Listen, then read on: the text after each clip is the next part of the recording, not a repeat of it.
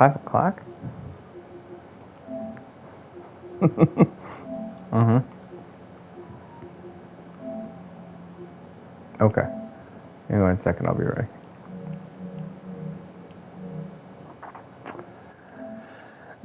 Probably like maybe around the 2 to 4 time, I think.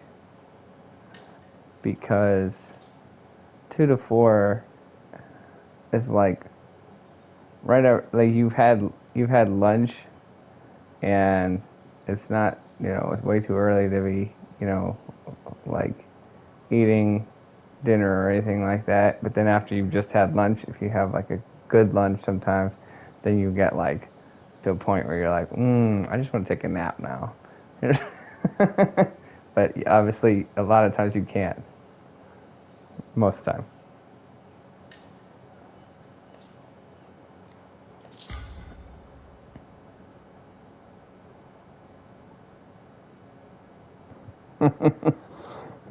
I thought you said you loved kids. That seems a little harsh.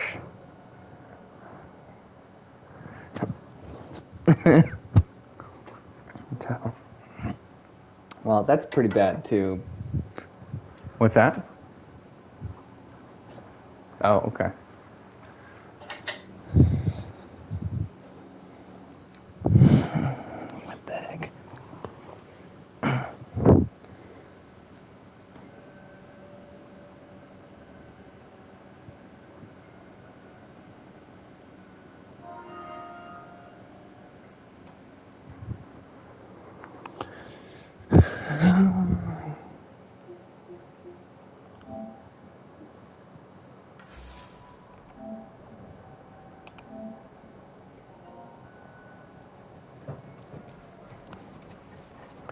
So, well, anyway, what I'm saying is that's bad too, but I feel like just like a little bit after lunch is that sleepy time, and like, 99 times out of 100 or something like that, I don't have a time to be taking naps, but that's what your body is like, hey, this would be a good time for a nap.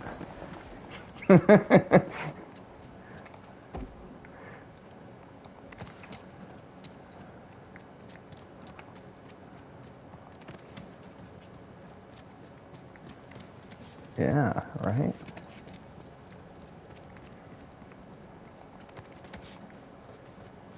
Oh, I know, right? And I always tell my kids, like, hey, you want to take a nap? And I'm like, no! And I'm like, whatever, dude. I wish I was you. I would take a nap every time.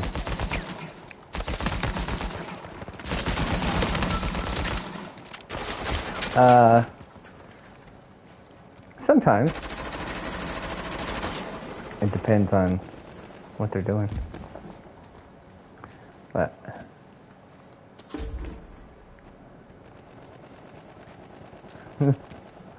we gotta understand, your kids are younger than mine, remember? But also, my 10-year-old is not. Yeah, she's gonna be 4 soon, but she's 3. Yeah, but yeah, no, but like she's pretty. Stupid grenade. Well, not tame. She used to be really crazy, and I usually back in the day, definitely would not do that.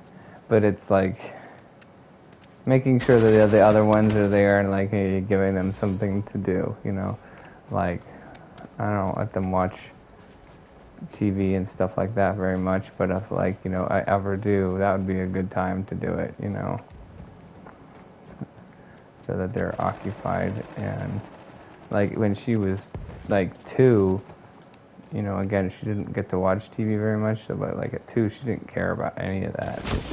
So that wouldn't have appealed to her. Now she like kind of understands a little bit more, I think, about what's going on, and is able to follow little kids shows and stuff like that. So whereas at 2 years old, she was like, I just want to run around and go crazy.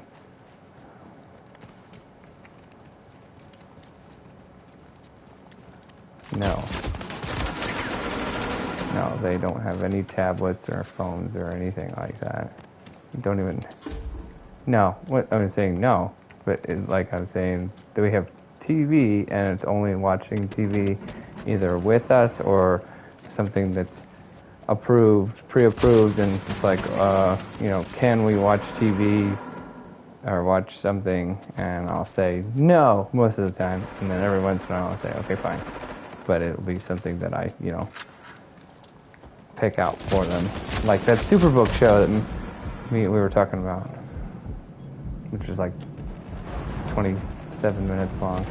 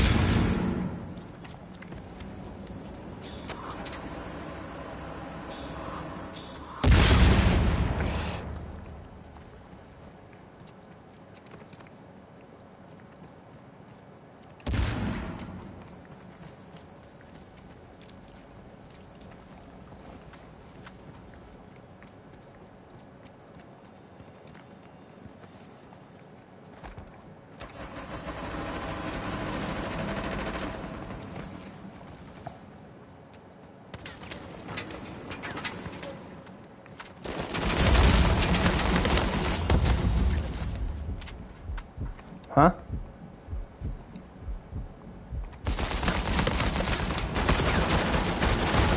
Oh, no, you said bear with me, and so I thought you were like gone or something, so.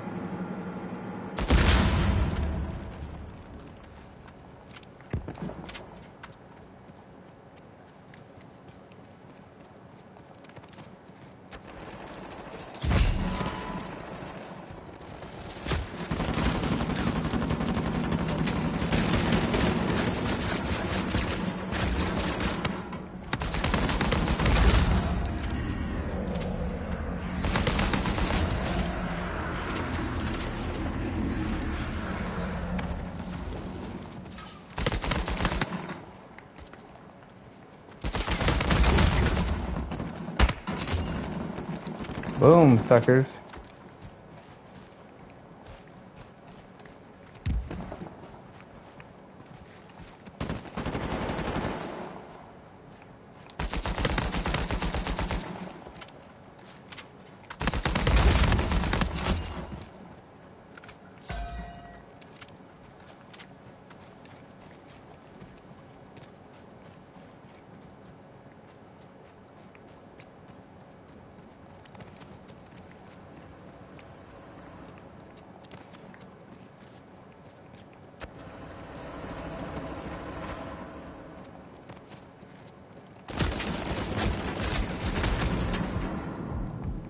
Help! Help! Help! Dag nabbit. Never mind.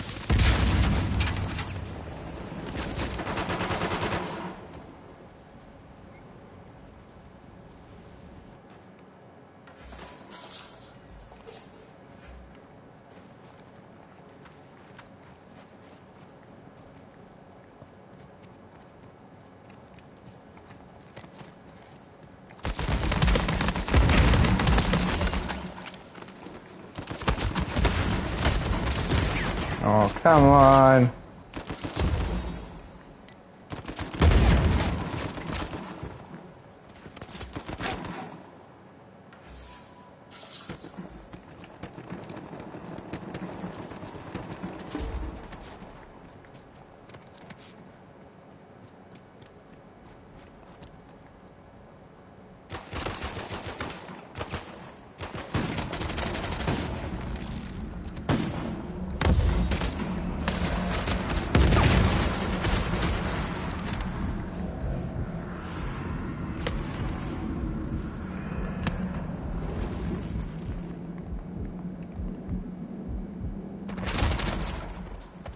Dag. Our teammates are terrible. And now most of them left anyway, which is might be a good thing, I don't know.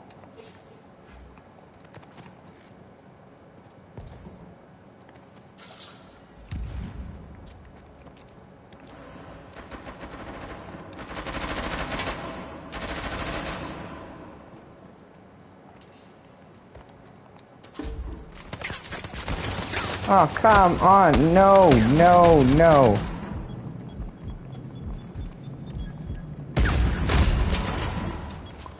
Oh, this is ridiculous.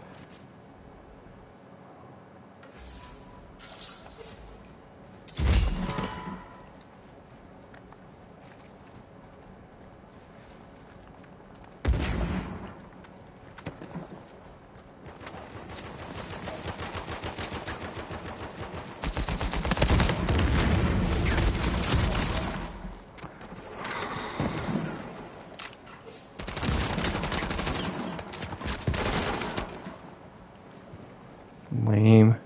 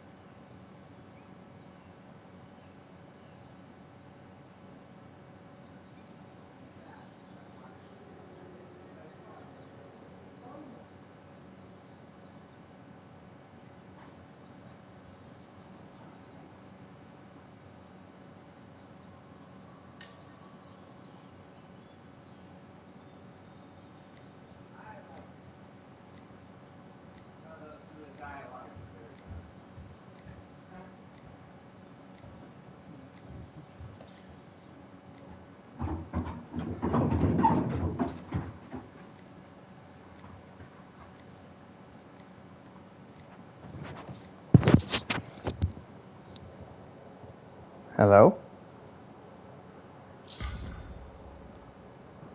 Are you gonna talk, or are you just gonna be doing something with bearings this whole time?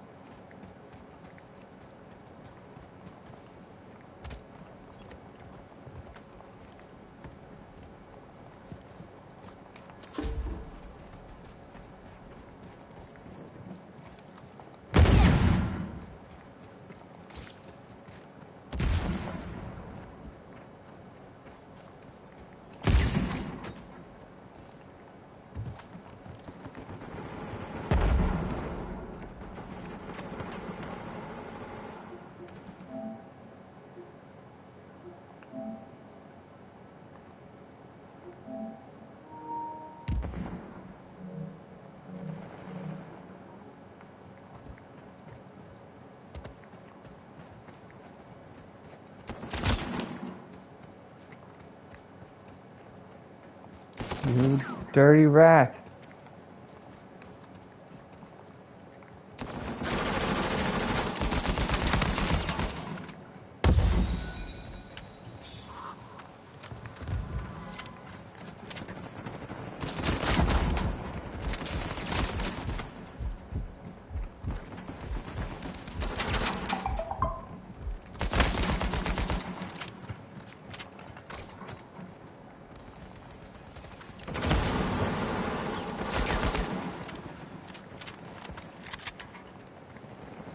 Up top.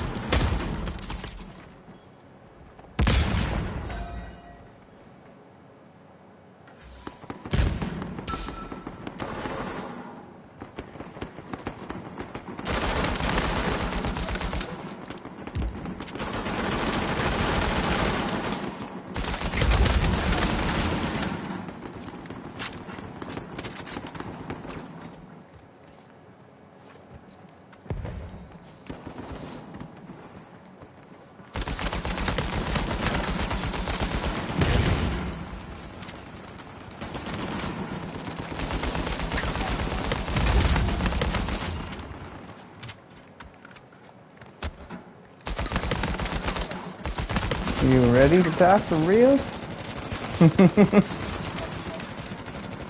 Alright, hold on.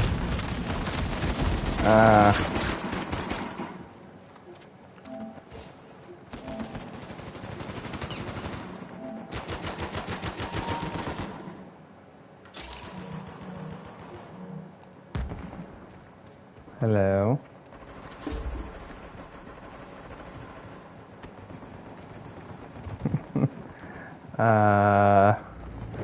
I'm married to a woman.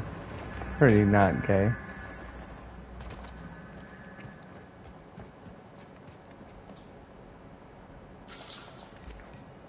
Okay. Why are we asking this question?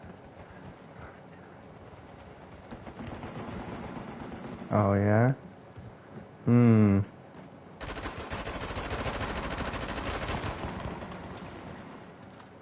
I see. He's adverse to talking, except for when you're in trouble.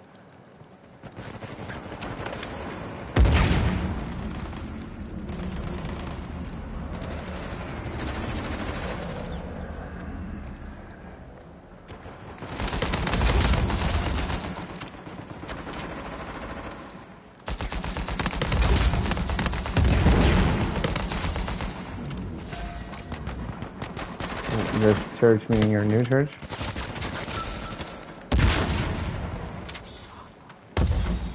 Well, you say this church, like, I'm trying to figure out if it's your church or some random church, you know. Yeah, okay. Just clarifying. Okay, so what's the deal?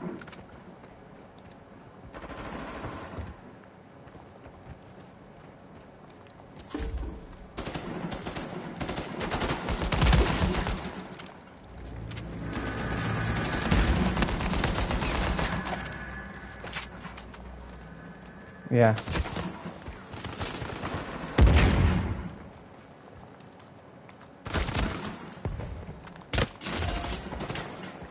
Ooh.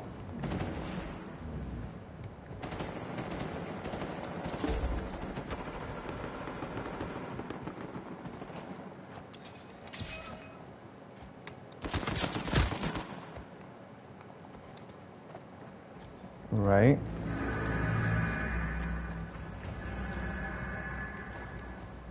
Yeah.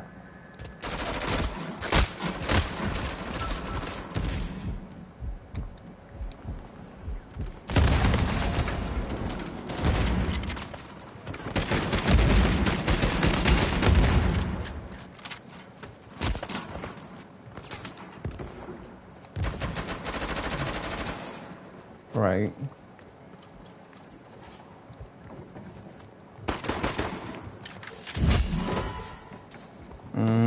Yeah.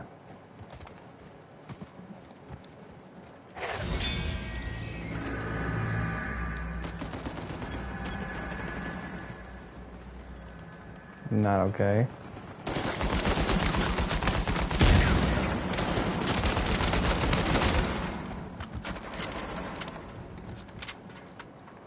Ooh, well, yeah.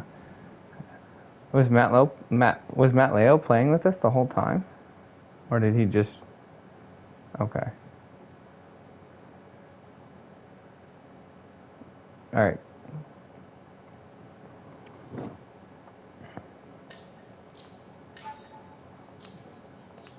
It's not even a question, bro. It's like that's ridiculous. Um Yes, absolutely. Even though it's becoming more and more normalized. And again, this is the point. This is the point that I brought up to you the other day or a while back. Was like, are you gonna invite him? Um, which is like I just find it so like hilarious too of like how normalized marijuana is becoming these days, and at the same time how demonized like smoking like regular cigarettes or smoking cigarettes is. And I'm saying I think they're both bad, but I just find it hilarious like the hypocrisy is like, oh, smoking, that is awful, that is disgusting. It's like, well, no, I just smoke marijuana. Oh, okay, well, never mind, that's fine. You know. Thanks. That it just seems like the double standards and hypocrisy on that is crazy. And I feel like again, like I think they're both terrible. But if I had to choose, I'd much rather somebody be smoking. Oh, what? I'd much rather somebody be smoking something that's not going to alter their mental state, just make them smell stinky. You know.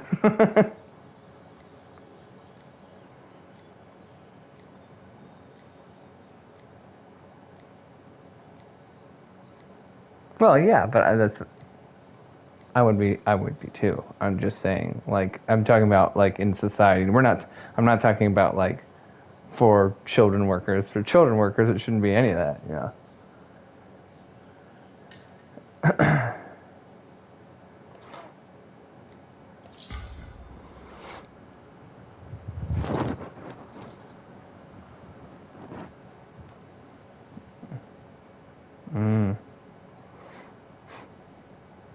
Mm, why do you want him to do it? Like if you're the one who kind of like smelt the smell and deals with the children primarily.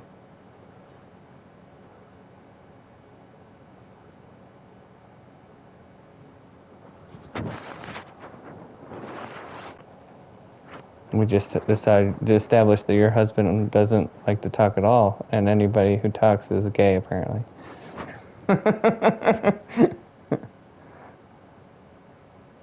mm-hmm.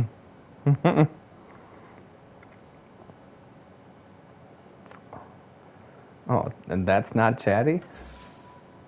That's not chatty? Video games? Uh-huh. Let's see.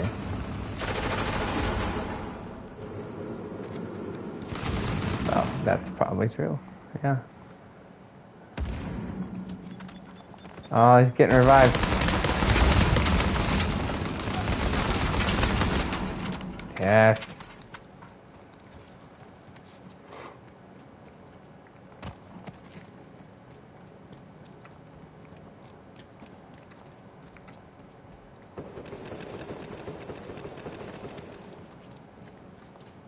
Yeah, but there's a difference, I think, also between like just being talkative and or you know, being willing to talk versus being that like person who's like, I don't know, maybe willing to talk about anything. I'm not willing to talk about anything. I'm willing to talk about things that I find like interesting and you know, actual issues.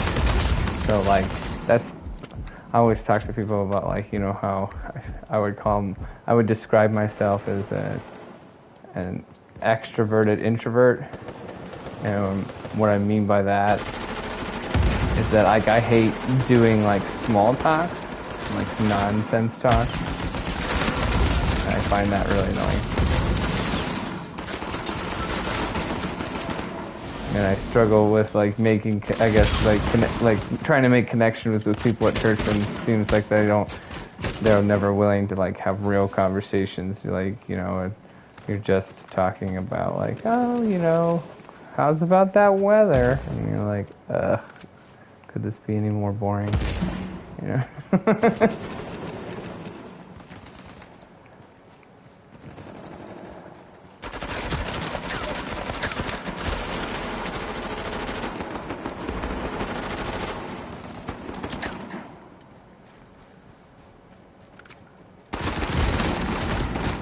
Tag.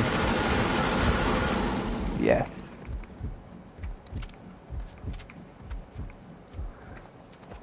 Are you going to go back to your screen time conversation or not?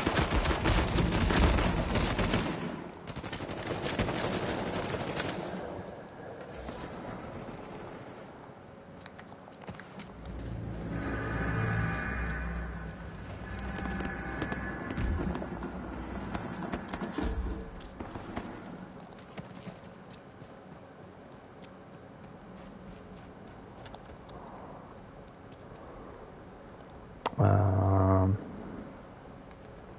this all depends on the day, but you know, it's somewhere between 0 hours and maybe like an hour and a half after watching a movie, but I'd say it averages maybe like 30 minutes.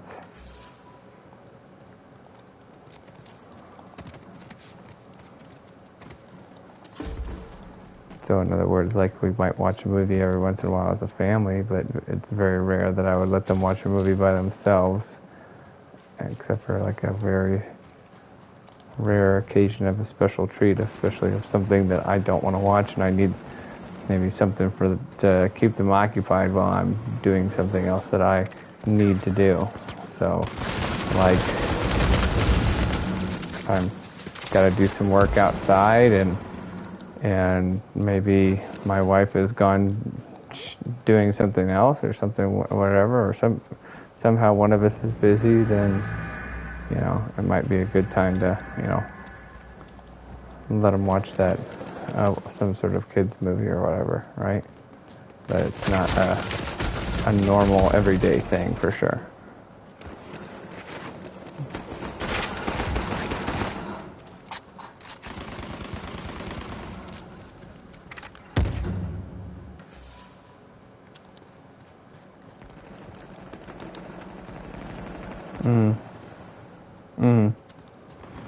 How old is your son?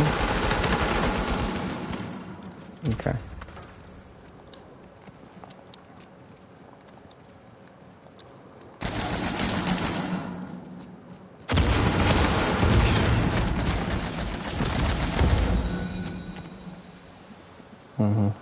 how much?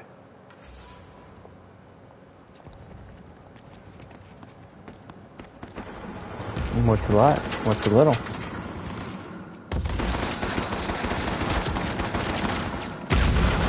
Whoa! That's a super lot.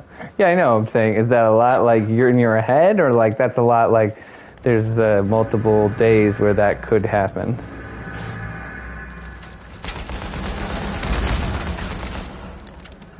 Yeah, okay. That's pretty crazy. That's way too much.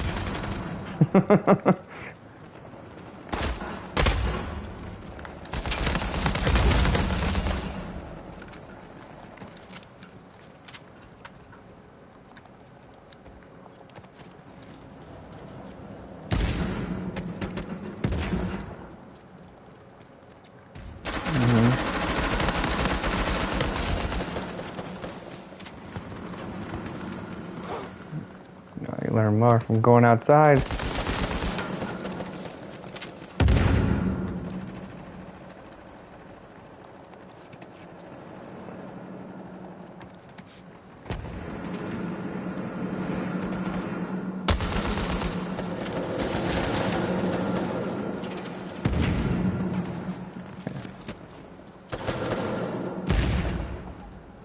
Yeah, that's partly your fault because you refuse to use sunscreen and bug spray, so outside is like a death trap for you.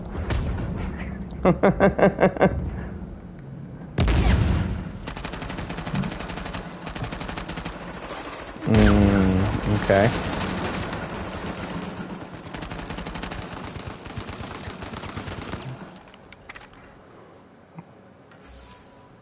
Man.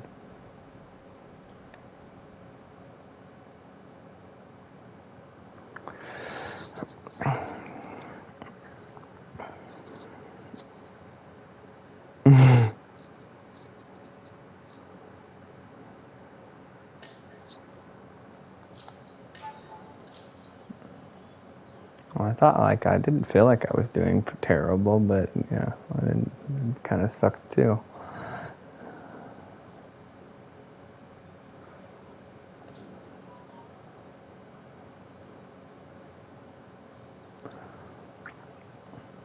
Well, again, I have no problem with my kids watching TV in moderation, but again, I'm very selective about what they watch. So, with that being, the prefacing with that, but I do have a huge, huge problem with these people who use like TV or tablets or whatever, however you want to call it. It's all the same. It's just TV in different forms, really, as like a pacifier for kids of like all ages. Like it could be freaking 8 months or 12, and they're just like, there's these kids that are like glued to their tablets, just constantly watching things. Like they're going out to restaurants, and the kid is just watching a TV show while they're sitting at the table as a family. And I find that extremely disturbing and appalling, and I think that those children are gonna. I fear what the world is going to look like when those children become adults. It's already bad enough with the children that we have now that are becoming adults.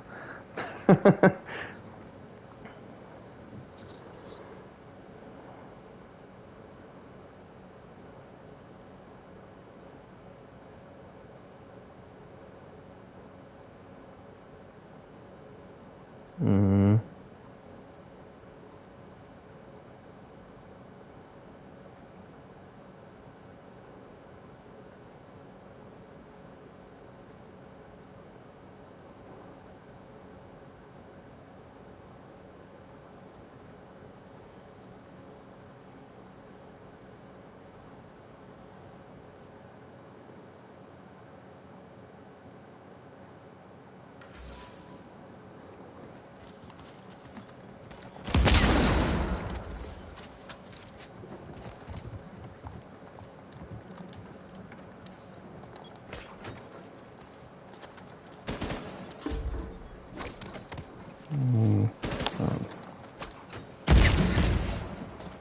Yeah, gotta break those bad habits, man.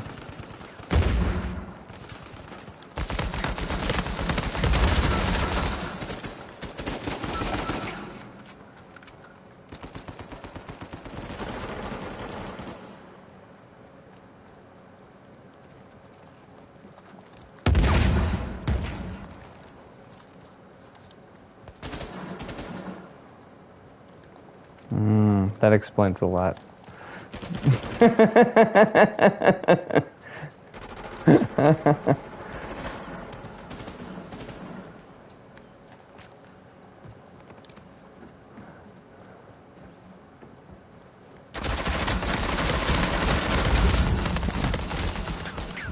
Hey, you were thinking you weren't doing too bad? Is that what you said? Uh-oh.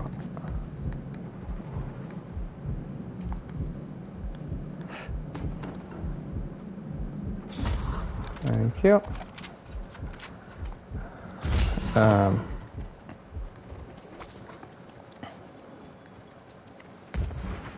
Yeah, well, I think that's terrible. And most of those kids that are watching all that stuff and watching it way too much, I see what they act like too. And then their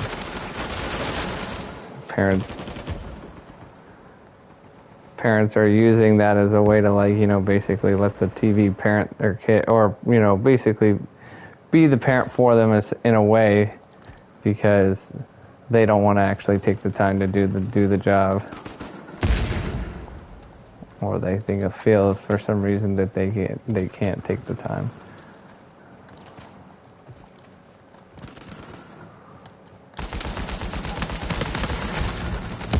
No, blast it.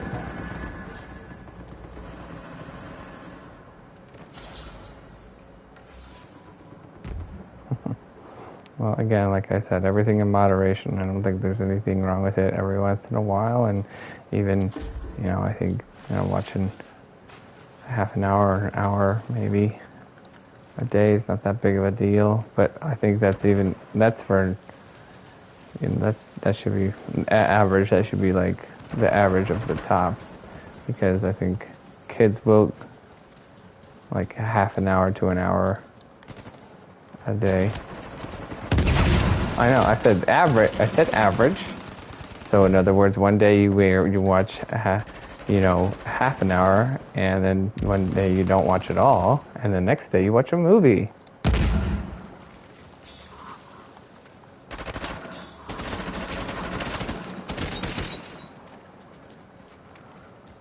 Yeah.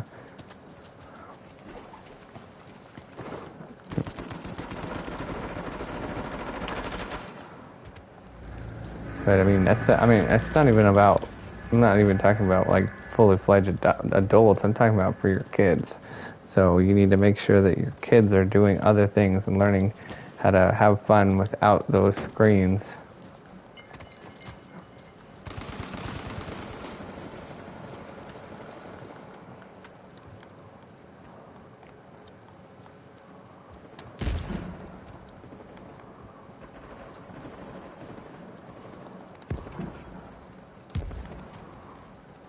Yeah. And like I said, when they're younger, they're more as long as you haven't like done it like consistently since they were like essentially like almost a baby, and you allow them to so they know how to do other things, they'll choose that every time, especially in their like early years, like up until 2 or 3.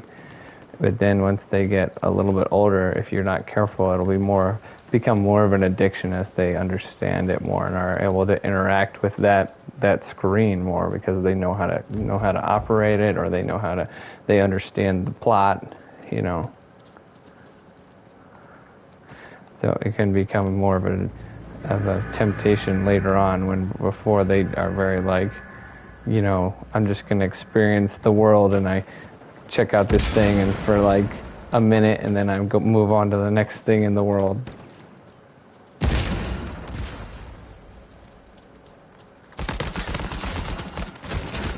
Oh no. Ah, crud. I'm down. Whoop, I'm back.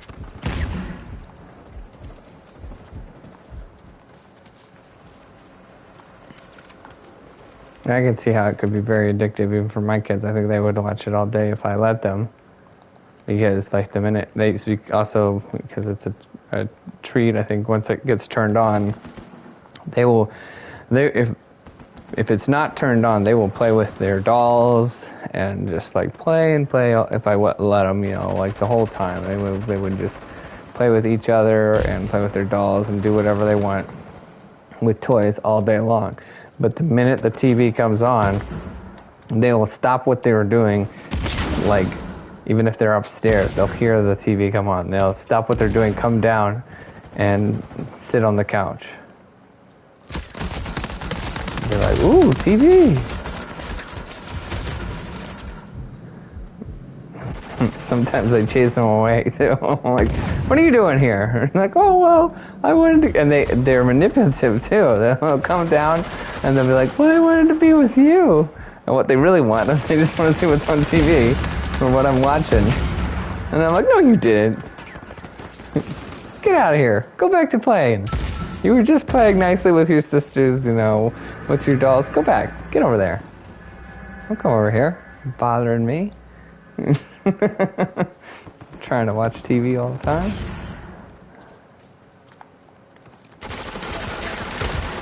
Nah, I knew that was a terrible idea.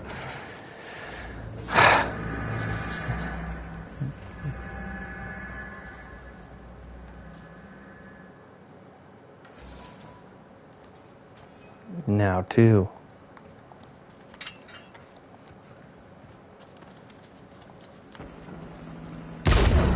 Oh! Found a mine, apparently, or something. Ah. Bummer. Dude, what the heck? Both of our guys left. Matt Leo and his little friend. I don't know. Alright.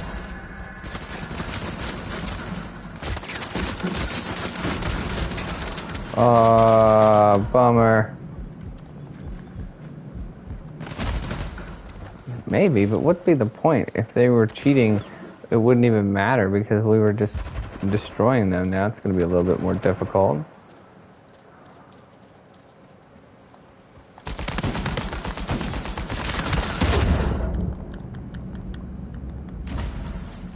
Ooh. Yeah, apparently you have to pick up the slack.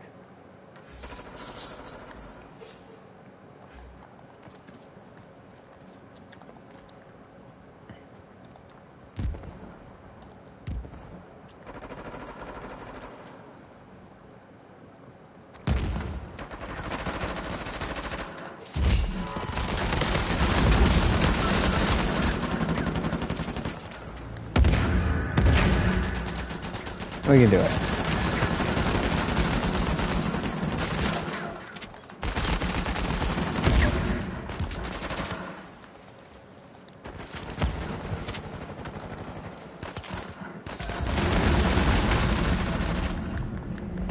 Oh no, I'm down. I'm down.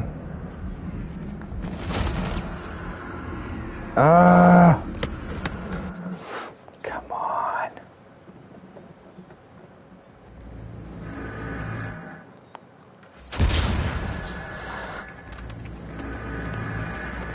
Ugh.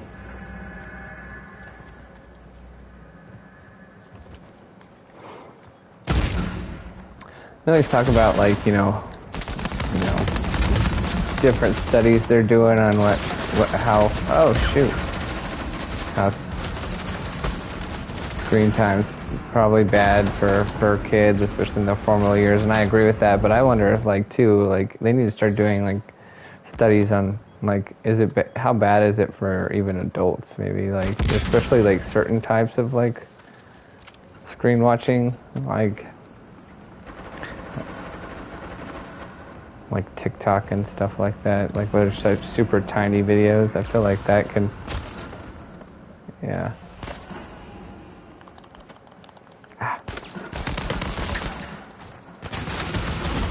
Oh, I got him, but then I died.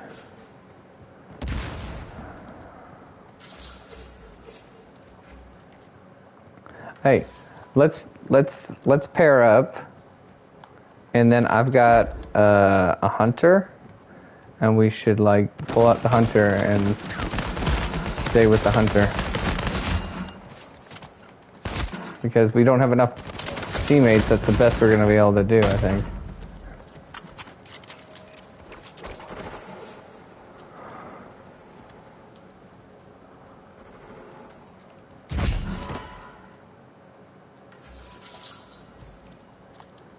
All right, I'm gonna do my hunter, okay?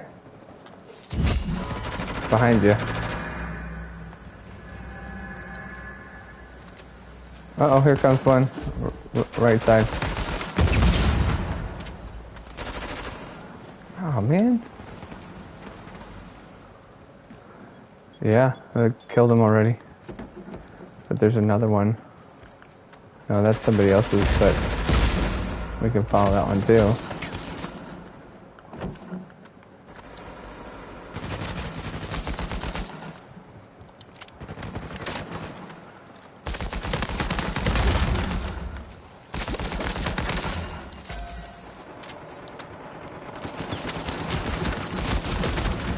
Oh, crud. No, we're not gonna make it.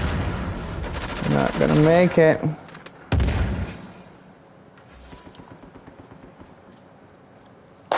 Dag. So close.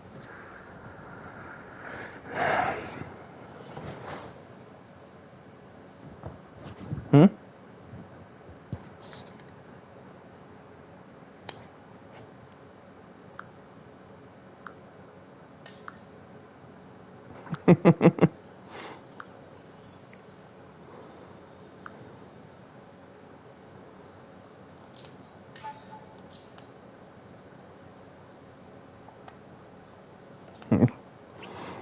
Yeah.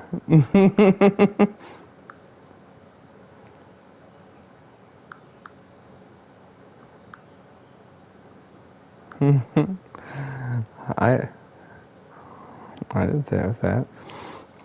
You're putting words in my mouth.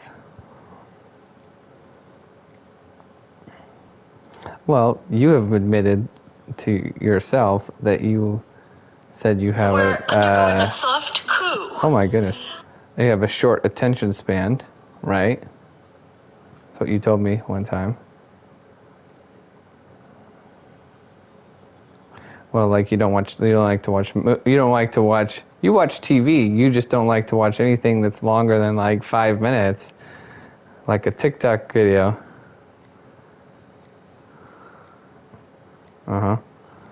Okay, but you said you don't really like watching movies, is that correct? Okay. So again, that has a lot to do with, not having a long attention span for like getting in front of screens, especially in recent years, and watching always like small videos, little clips, yada yada yada. Even there's been a lot of studies of kids and like back in the day watching TV and how it affected them because of like all the commercials that people would watch back in the day. Now it's a little different now, but it almost kind of like equates to like the same thing. So in other words, they found out that like kids really had like this almost like their brains had been taught to like pay attention for about like whatever the commercial breaks length was, like 10 or 12 minutes or whatever, until there was a commercial.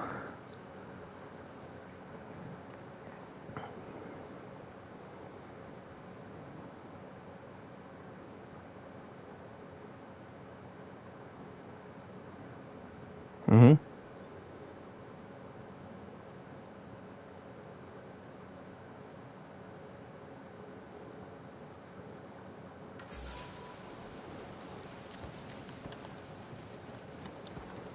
Mm-hmm.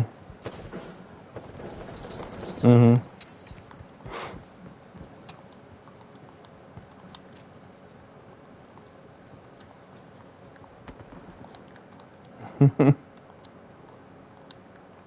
Mm-hmm.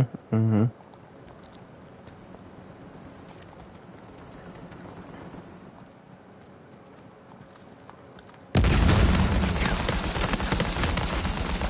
Boom.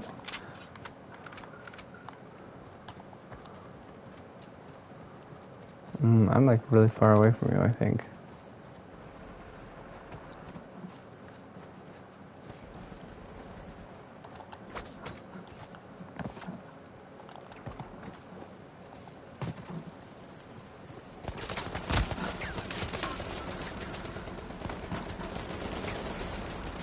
Yeah.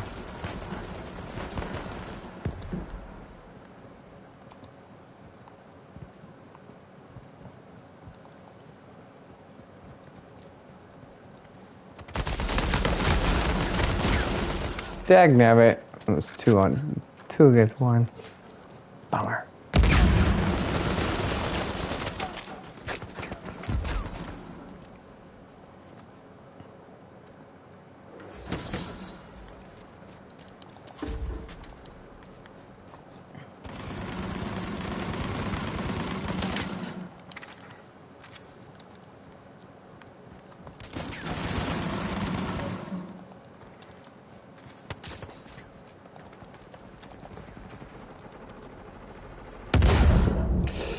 What?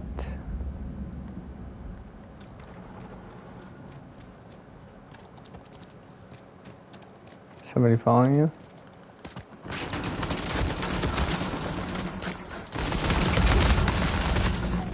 Oh. Multiple downs.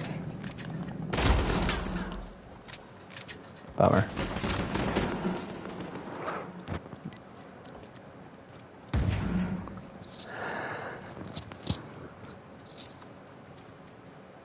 Oh.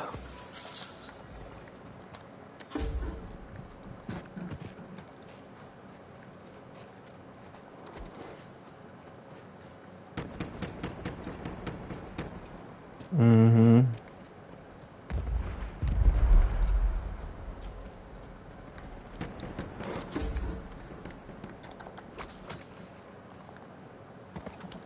What are those things that are pre-approved on there?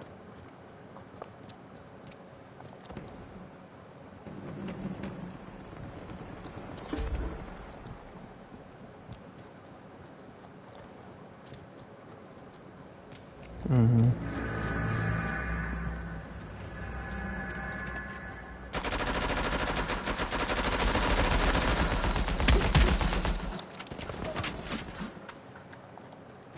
Oh, there's so many.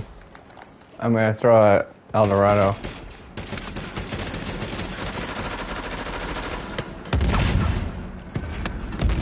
Nope.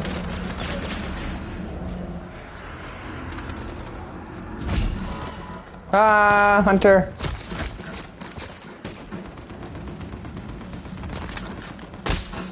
Dag! Get him, get him! Dude, whatever.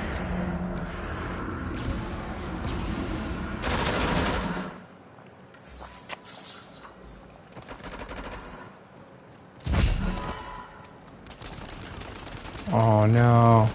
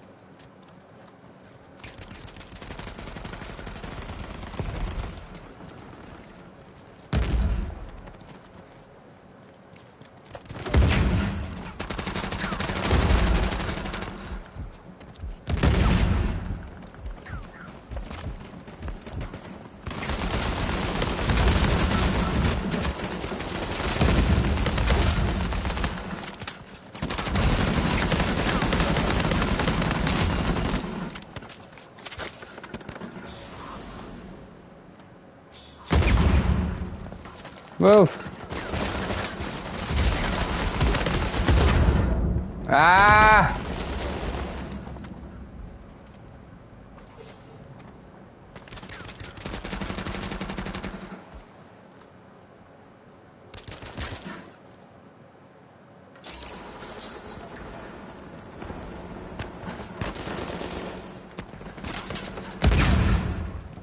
So if you had to pick one or the other, what do you think is more important?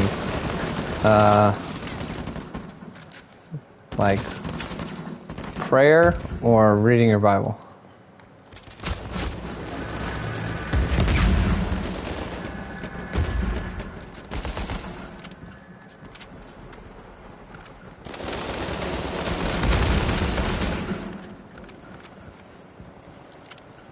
Prayer is more important?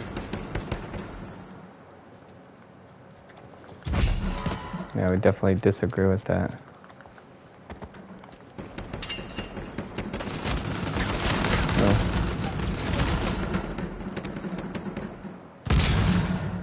I don't know if you can. Well,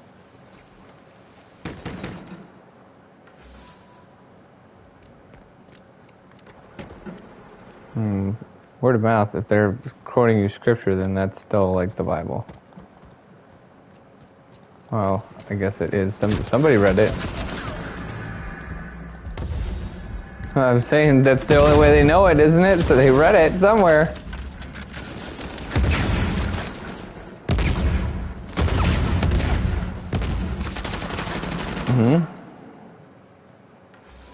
Yeah, well, it's still scripture.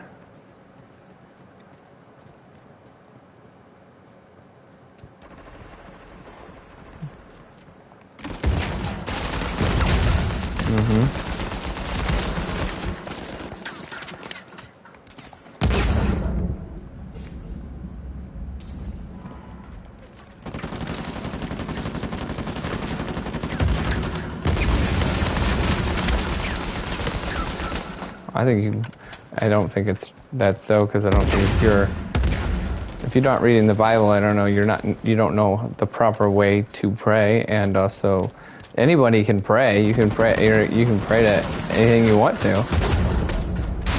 You're not praying to.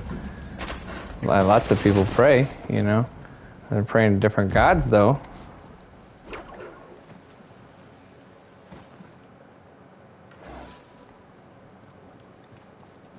Well, you don't know what the God of the Bible is if you're not reading the Word.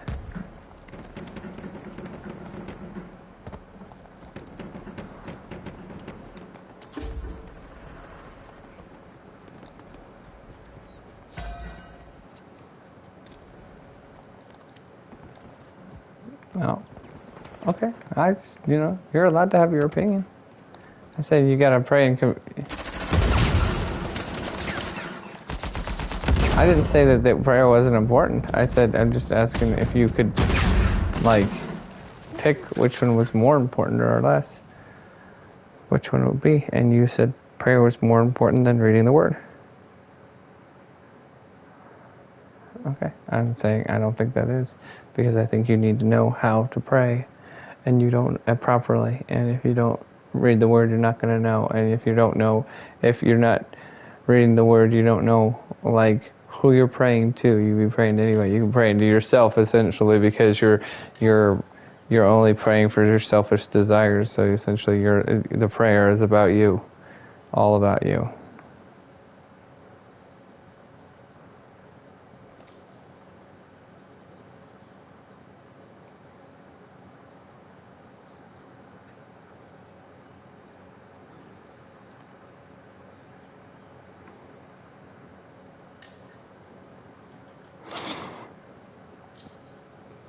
No, I'm just saying that's true, but I'm saying if you're not reading the Bible, you are going to be, have the possibility of getting into a point where you're not praying in a beneficial way anyway. It doesn't matter whether you're specifically trying to pray to, a Hindu god or something like that. If you don't know the Word, you don't know how to pray.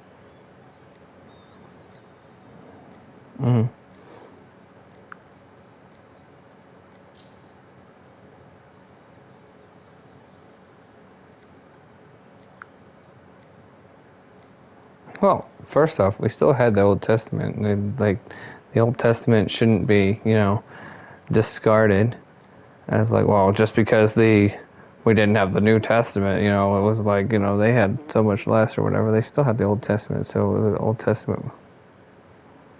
Well, no, they didn't have it in their homes, but they went to, like, the synagogue or wherever it was being read, and they would read it to them. It wasn't every day, but it was probably a lot more than we would think of what we go to church as.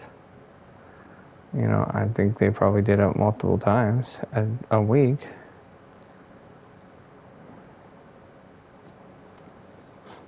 It's not the Catholic Church where they were like, hey, don't worry about that whole Bible thing. We'll tell you what it says. You don't need to actually know it or read it yourself.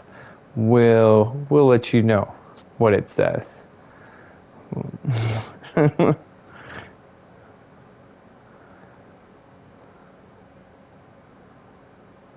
Yep.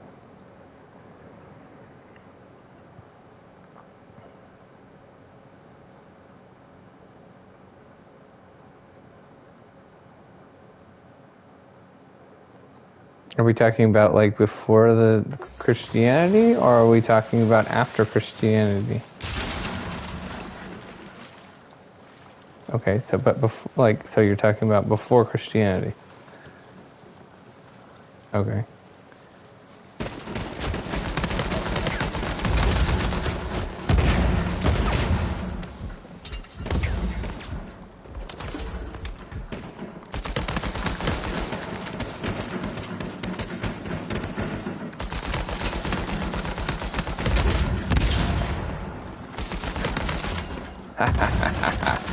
Oh no. No! Crud. What in the world?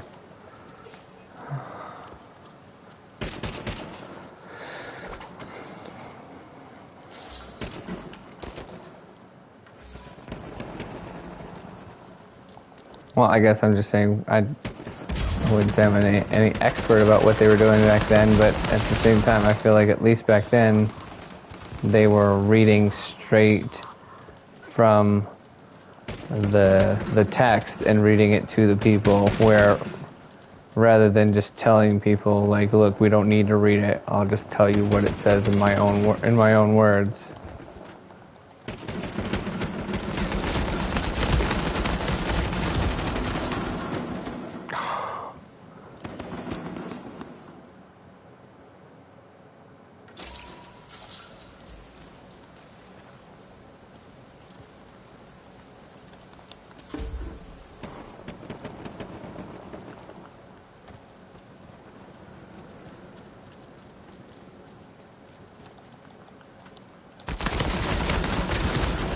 Dag. I'm just asking because, like, I was at the Bible study last night, right? And I was talking about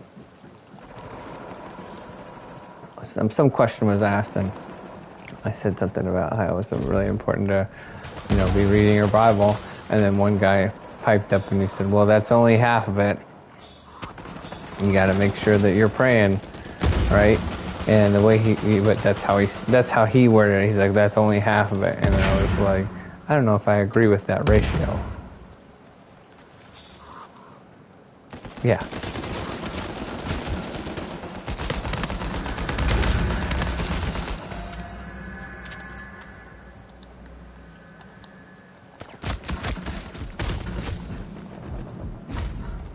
What is it?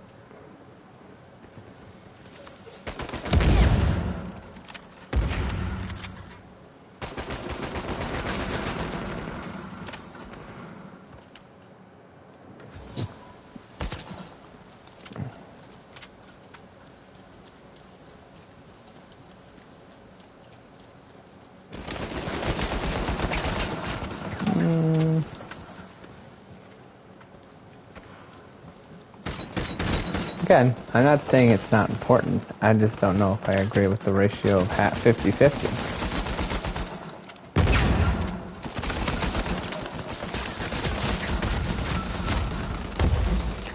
Well, exactly what you said could be turned around and say, well, like the prayer means nothing if you don't know who you're praying to and how you're supposed to be praying, and if you're praying in a very selfish way, that's like all about you. You basically created your own religion, your own God, because you don't know the God of the Bible. You only know this God of this pie in the sky God that you created, because all you're doing is praying and not reading this, the Bible, and figuring out actually how am I supposed to pray? How do I draw closer to God through my prayers? You don't know anything about God if without the Bible, really. And I think anybody else who says otherwise is like primarily leaning on emotionalism.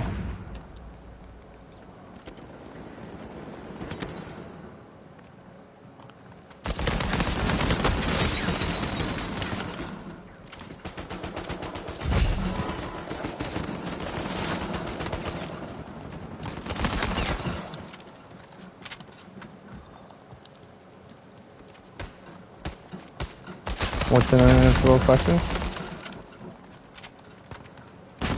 Okay. Well, maybe it is. I'm just saying I don't know if I agree with the ratio of 50-50. Maybe it's 60-40. I don't know.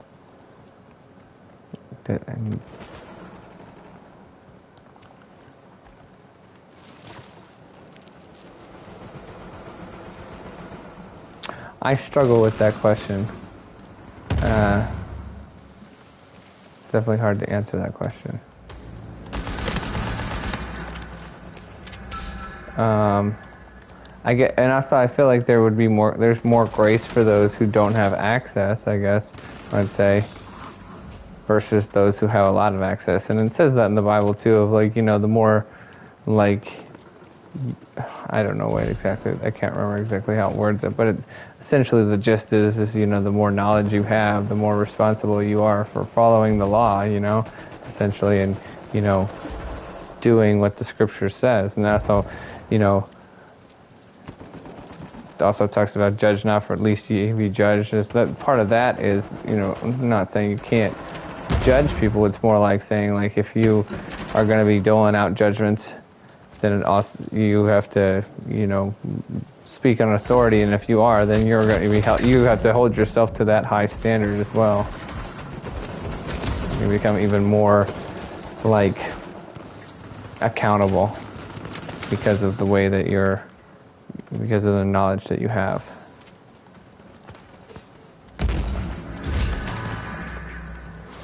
So again, yeah, I think there is definitely going to be greater grace for those who like the very rare person at this point, but the person nevertheless who has either no access or a very, very limited access to Scripture.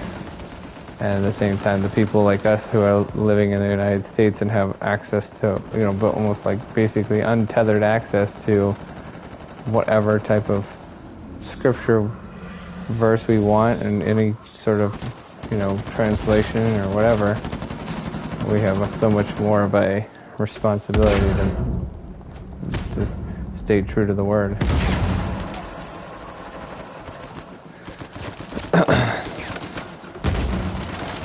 I mean, I think you can even see that in our culture now. Are you still there?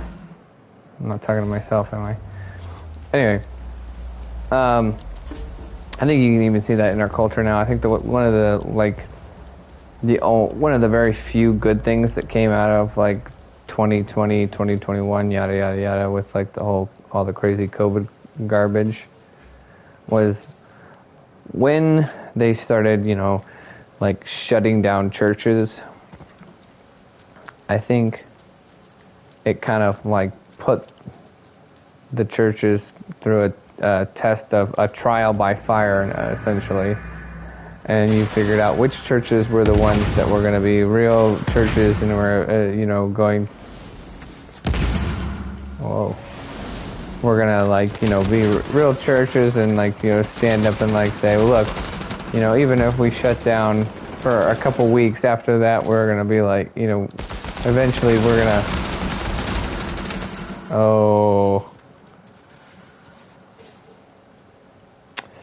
Wow. Anyway.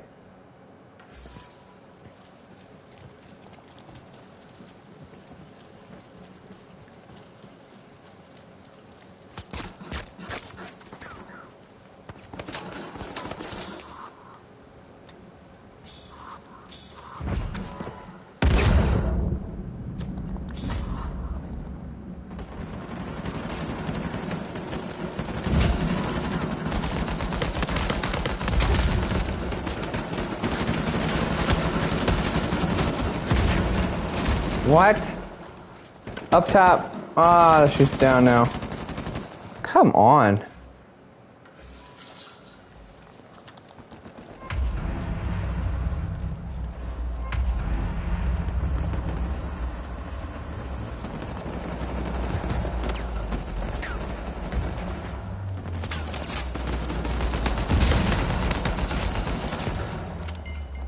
Whoa. Bummer.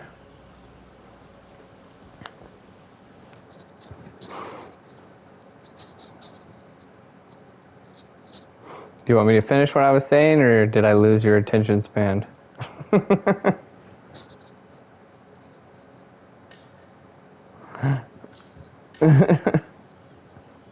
Uh-huh. Well. Uh-huh.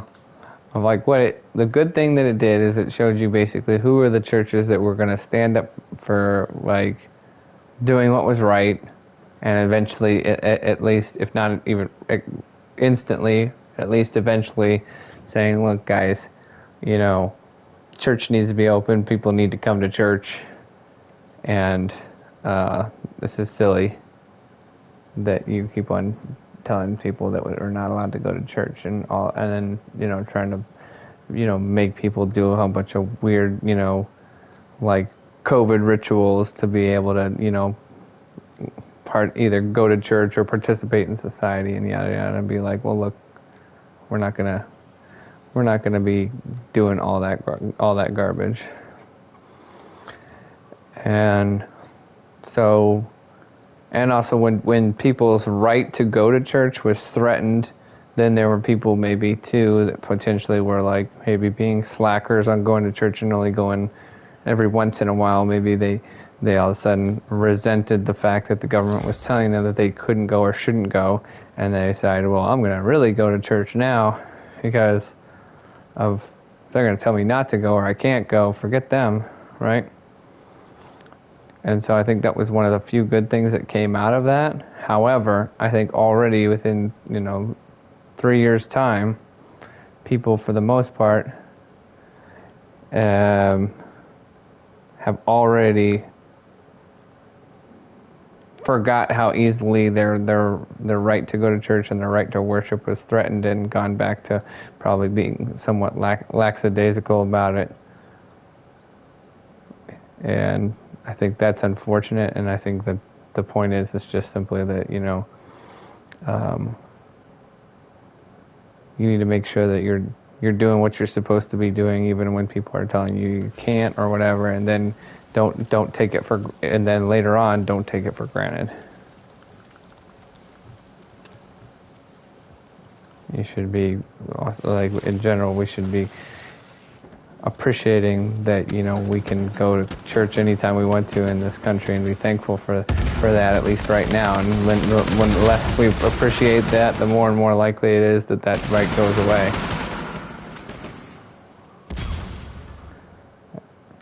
And there's a bunch of, you know, ignorant people who don't realize that, you know, everybody else has that same privilege. So in other words, it's a very foreign concept to them that, you know, there's other foreign countries where they don't have the same luxury.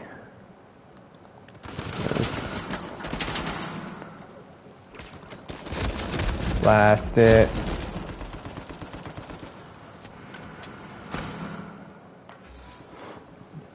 But at least hopefully maybe help people weed out whatever church they were going to, and saying, well, at least you know, my church is being ridiculous.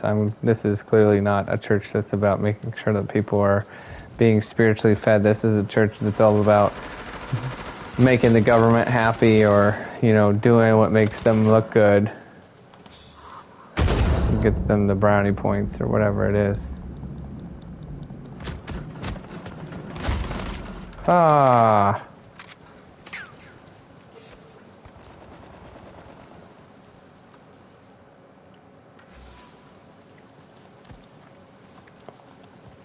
Agree or disagree?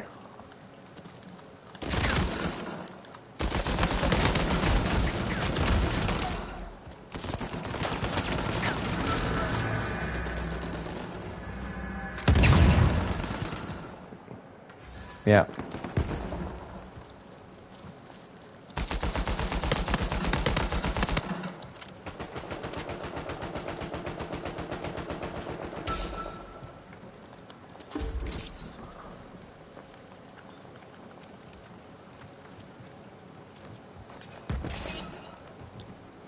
But you don't know how they handled it, do you? Because you weren't there, right? How did they handle it?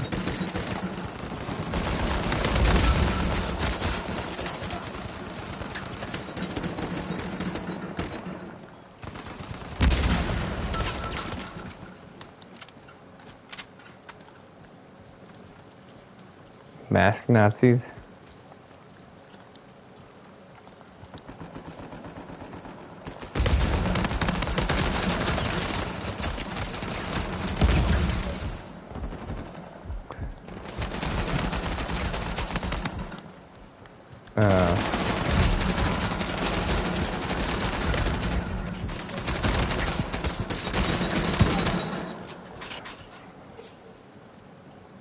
Yeah, essentially just what it boils down to. If you don't wear a mask, then you're not a good Christian. You don't love people. Oh my word. That's a big red flag to me.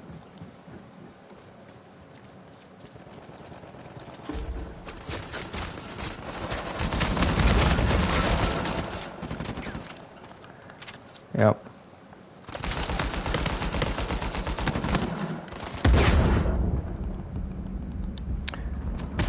Whoa. Ah, crud. Well, and that is not why we left our church entirely. Like what church we were going to before the one we're going to now, but it was a big part of it. And to me, I and kind of in going with what I'm talking about.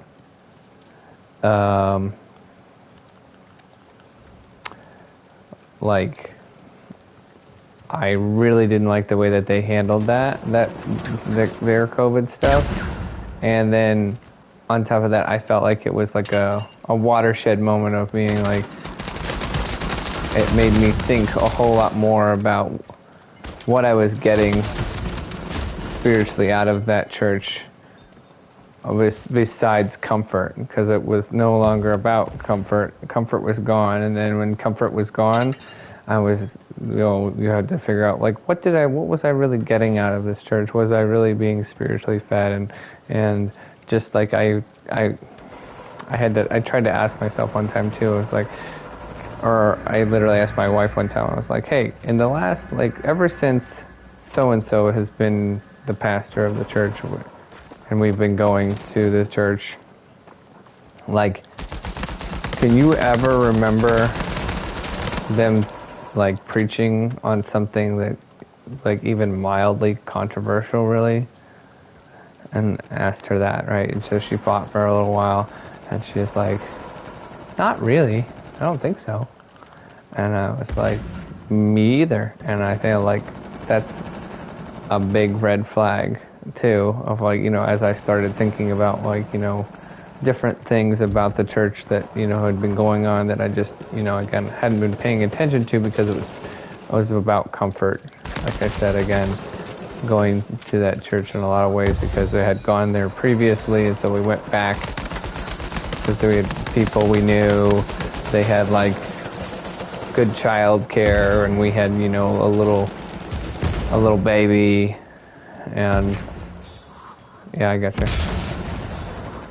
And then a little, you know, like a 3-year-old, so that was something that was, like, you know, very helpful to us. you know.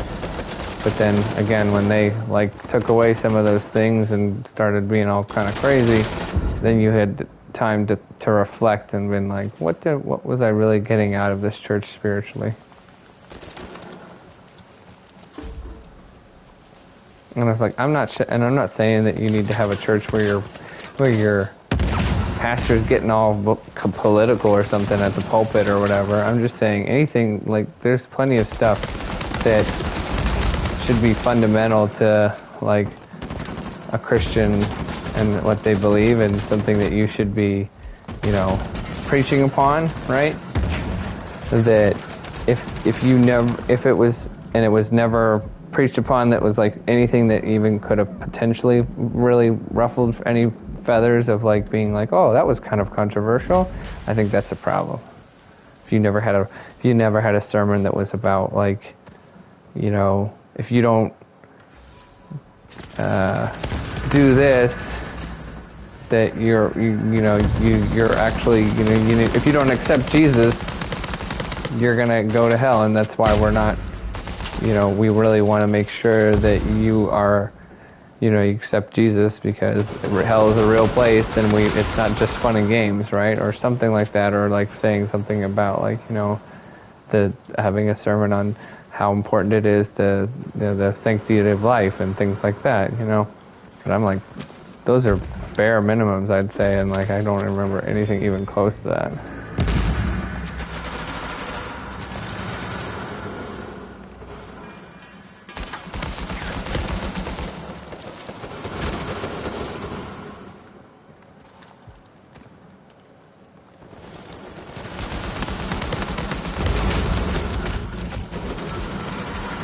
And before, you still there? Seemed kind of quiet again. Hello? Crud. And before we even left, you know, it wasn't like we were just like, well, they're not doing things that we like, so we're just gonna up and leave.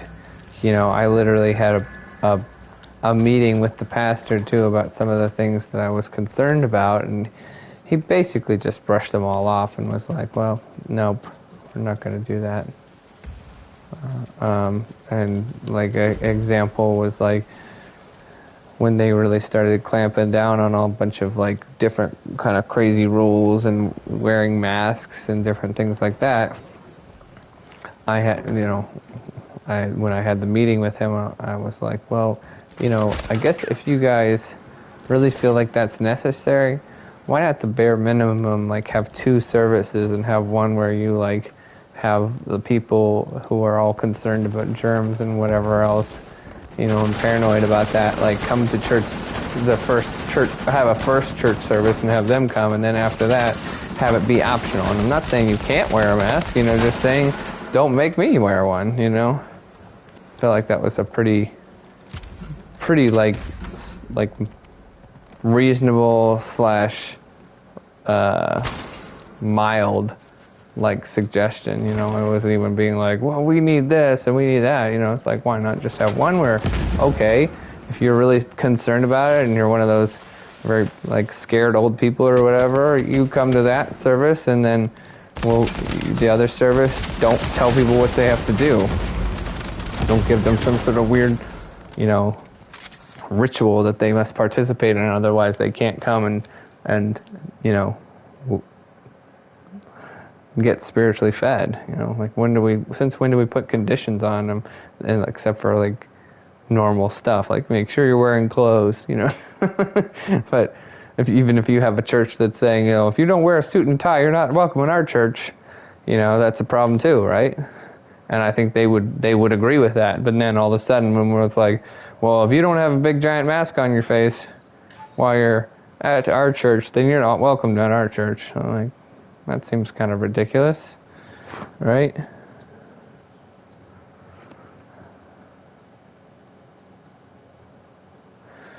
Mm-hmm.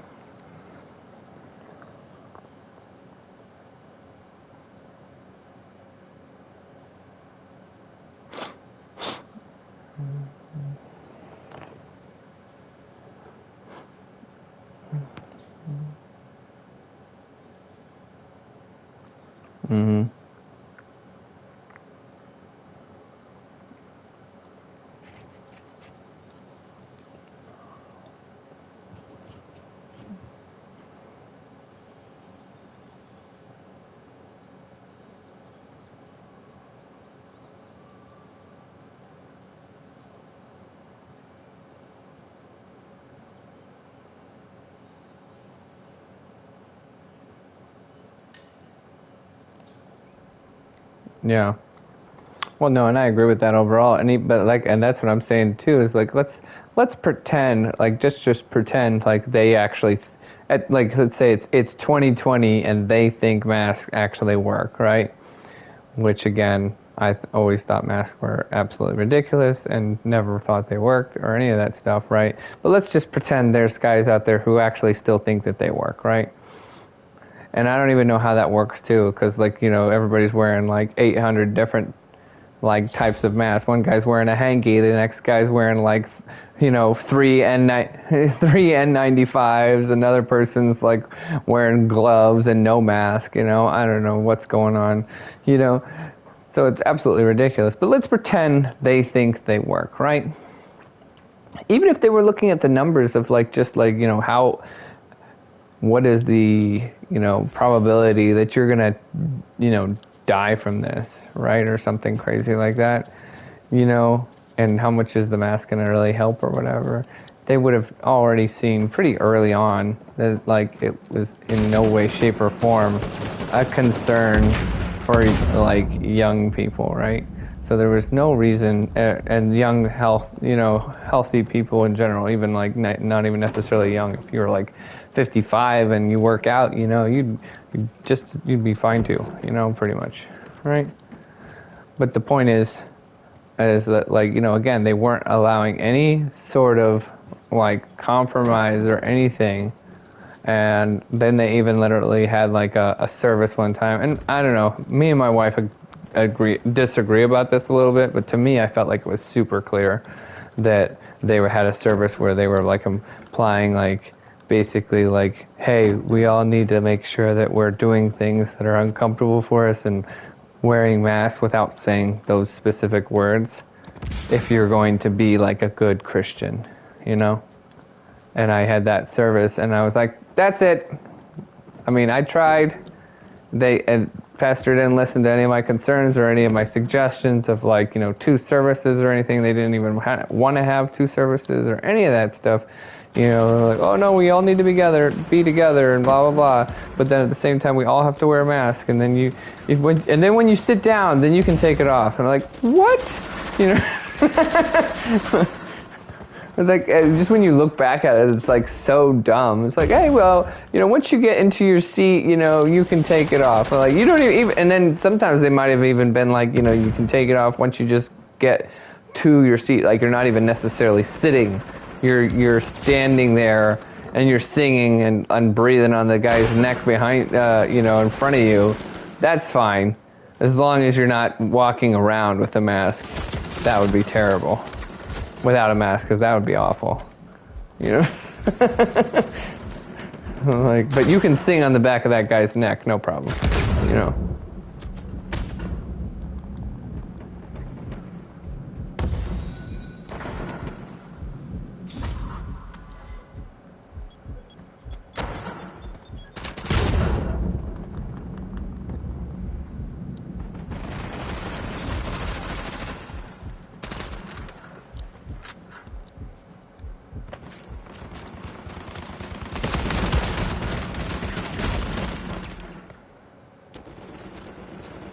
Lack of discernment. Oh, well, yeah. No, but I guess what I'm saying is that I think you're probably right. But at the same time, at the time, let's say I'm like, at the time also, I'm trying to give everybody like hardcore benefit of the doubt, right? At the time. Because let's say it's like the first 2 weeks into COVID, and they're like, they have the media telling them this is going to be like the bubonic plague, right? And that people are going to be dying, like 9 out of 10 people who get COVID are going to drop dead. Okay, so I'm saying I'm trying to have a little bit of grace for some of those people.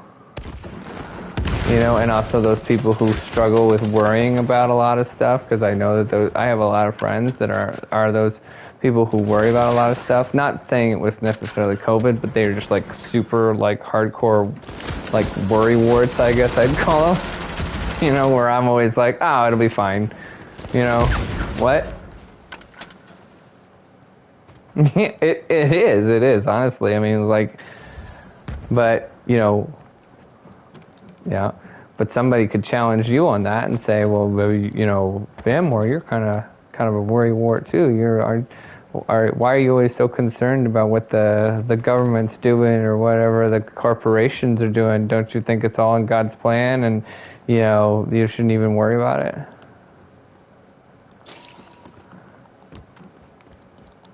Mm-hmm. You sure about that?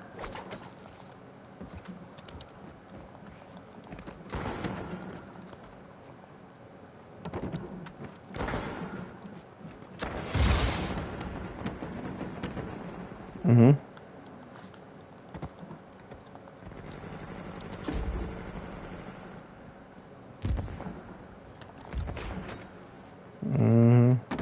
I don't know. I feel like it to me it seems a little bit like it comes from a place of worrying a little bit, but you know we can agree to disagree on that.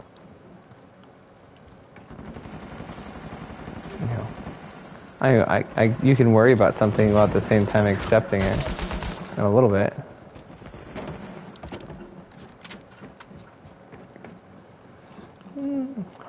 Um.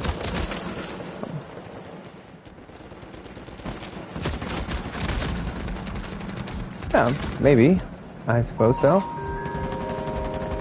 So you have peace. So you have peace then that you shouldn't be worried about what the government is doing because it's all in God's hands and it's a part of His plan and it's what He wants to happen.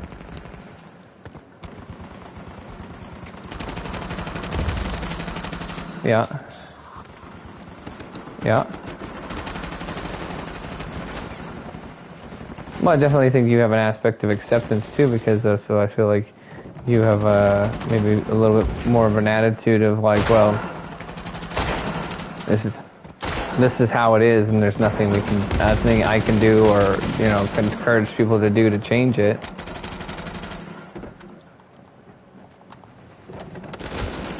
I'm just saying.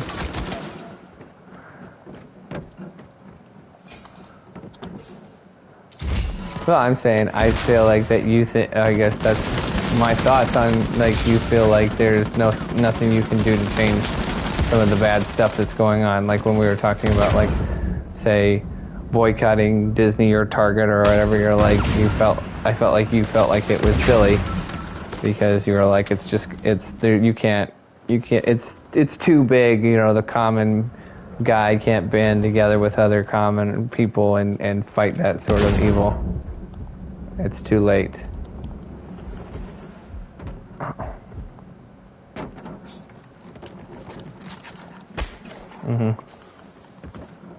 But I mean, also at the same time, you don't have any, like,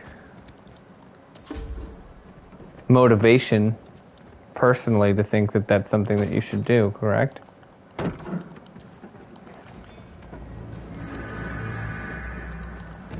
No, I'm not saying that boycott, but a boycott.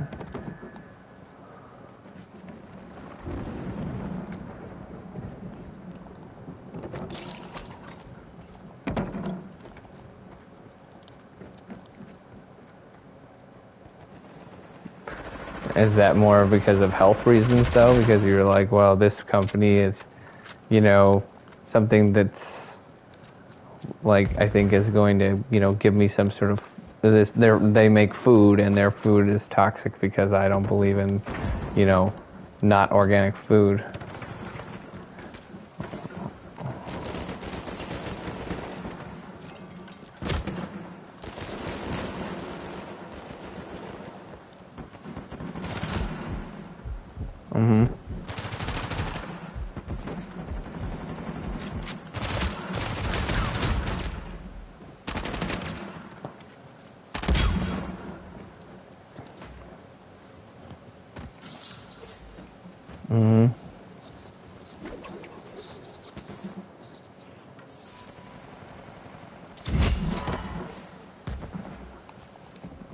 Always. Have they done anything to change?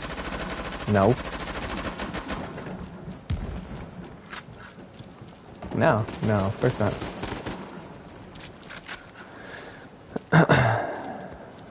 No.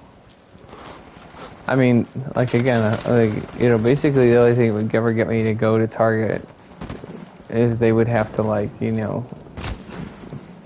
stop doing all the evil stuff that they're doing and literally apologize for it, right? I said they would literally have to stop doing all the evil stuff that they're doing and then apologize for it on top of that to want me to go back to go to Target.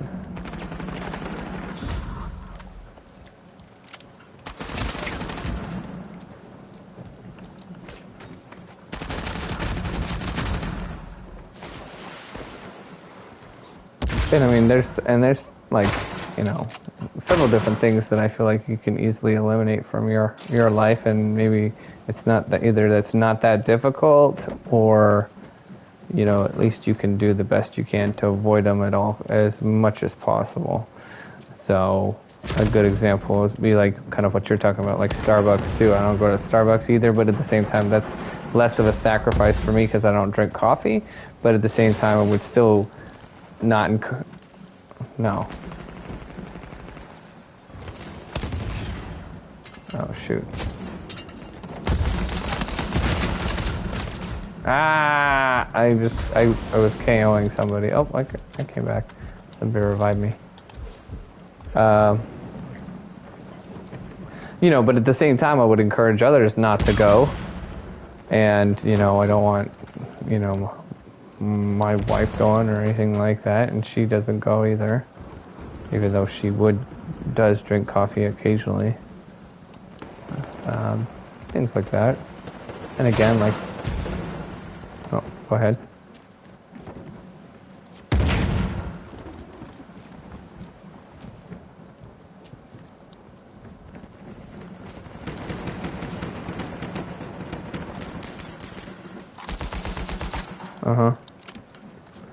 Well, these days, if you had any conversation with me, you would never be able to go back and listen to what you said about it because you've blocked yourself.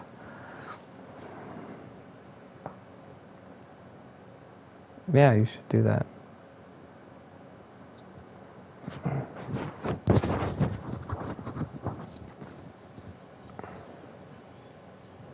Oh, no, it was probably a long time ago. Yeah. So you might still be up there on that one. I'm just saying, all recent conversations are going to be one-sided.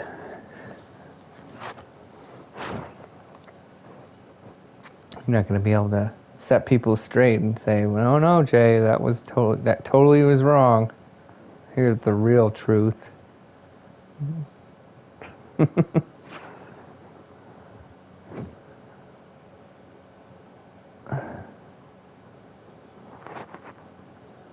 Mm-hmm.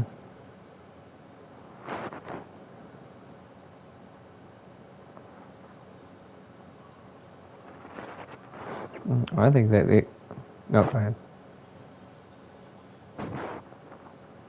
Mm-hmm.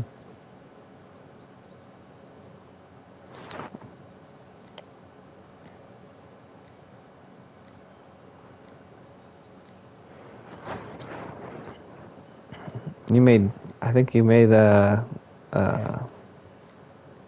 Marioc sad last night.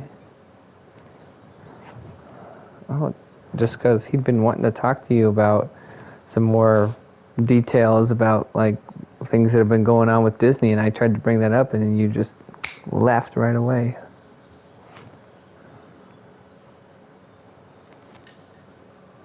I don't know. I have no idea.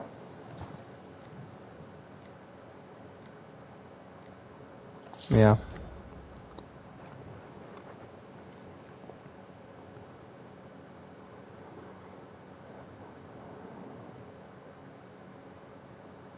I should be able to just go to my channel and then go to, there's a little section live. You got to go to live videos. But the only problem is that I've done a bad job of labeling them, so sometimes it's hard to find which ones are which.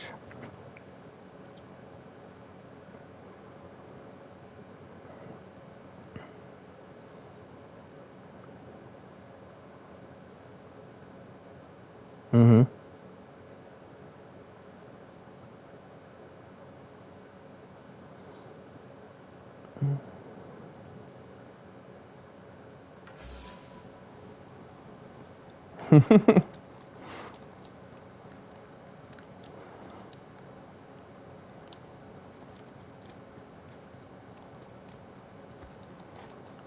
Dude, that's what I'm saying. I feel like either they have removed some videos without telling me, or I guess it's possible that I mislabeled them, but I really don't think I did. I'm pretty meticulous about it.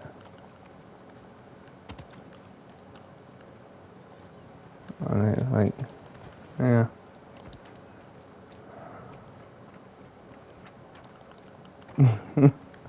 That's up to you. Maybe you should try. You can look at later when we're not planning to play a game. That would be preferable. I'd like to win.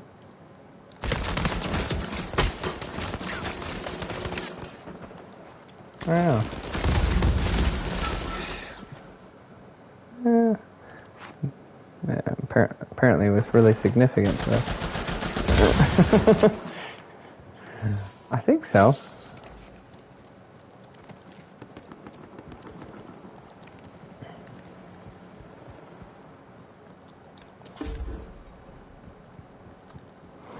But yeah, you should unblock your voice, and then like also whenever we have like a really good conversation, then I go back. At least what I've been doing is if we have a really good conversation, then I go back and I label it something so that you can remember what the conversation was about.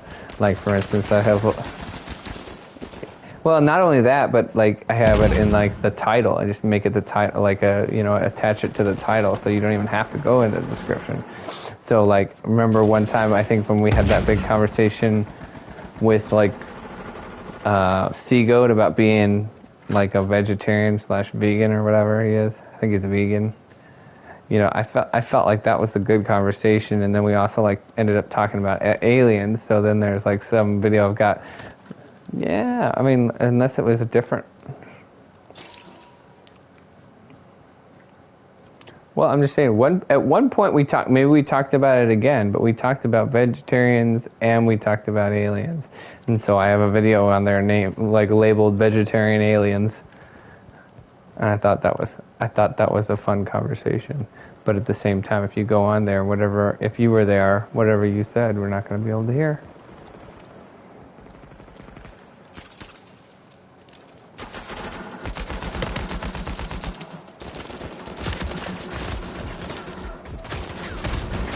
Oh my word. Let's go.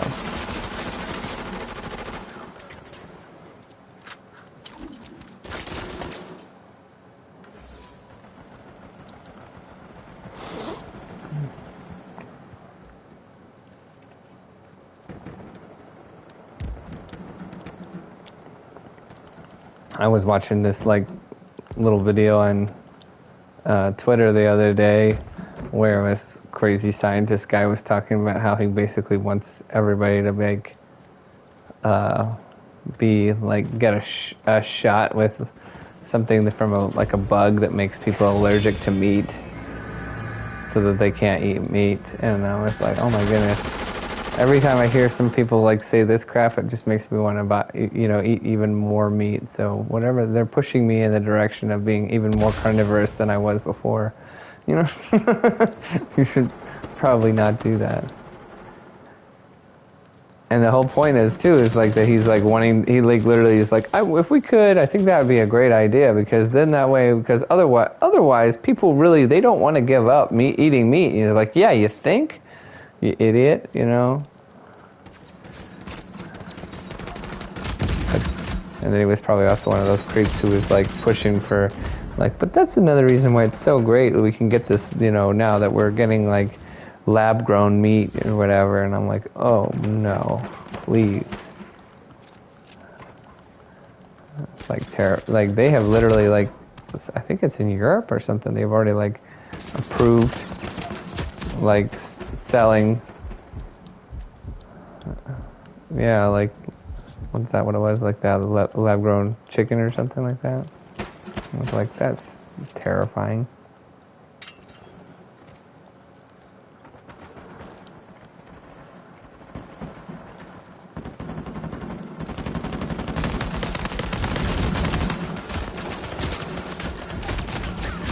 Ah! I'm getting destroyed. Absolutely destroyed.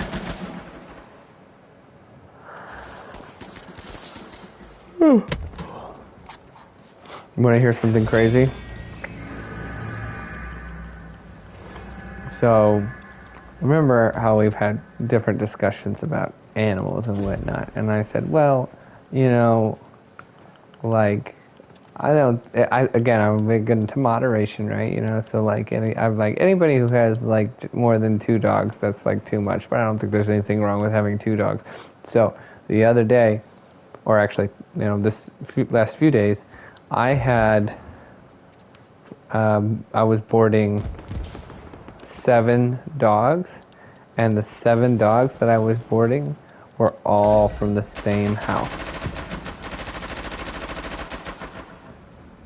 Can you believe that? Isn't that crazy?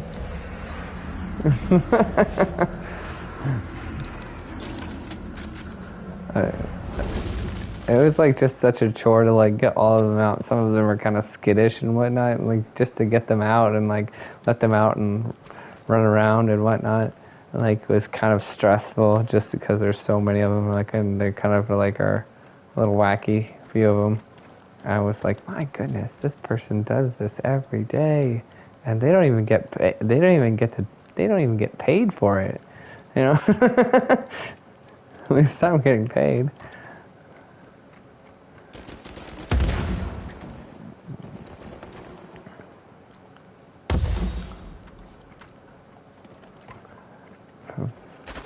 Shouldn't have pets. If you can't provide for your kids, you definitely don't need to have luxury items. And a pet is a luxury. And the dogs and cats, especially dogs, you know, they're not expensive for the average person, but they can be expensive for somebody who is struggling to, you know, either manage their money or make ends meet or whatever, because, you know, you got vet bills and vaccinations that you got to keep up with for them, if, you know, if blah blah blah. So they're not super cheap. No. Yeah, I remember they offered to do it for free for one of my dogs, and I was like, no. And even my wife was like, I don't know, I might have done it. And I was like, I like this dog. If I don't want to have to, you know, ditch it because I feel like the government's tracking me.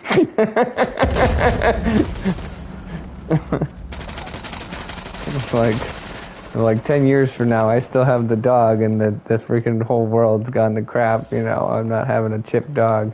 You know.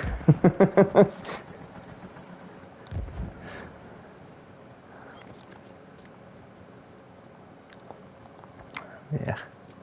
Dude, I saw this video. I don't know if it's real or not, but it could be. Where this lady, like, went to a store and she paid for her groceries, like, with her arm. And, like, scanned her wrist or something like that. I was like, what? Yeah. Yeah. Yeah, same thing, but yeah.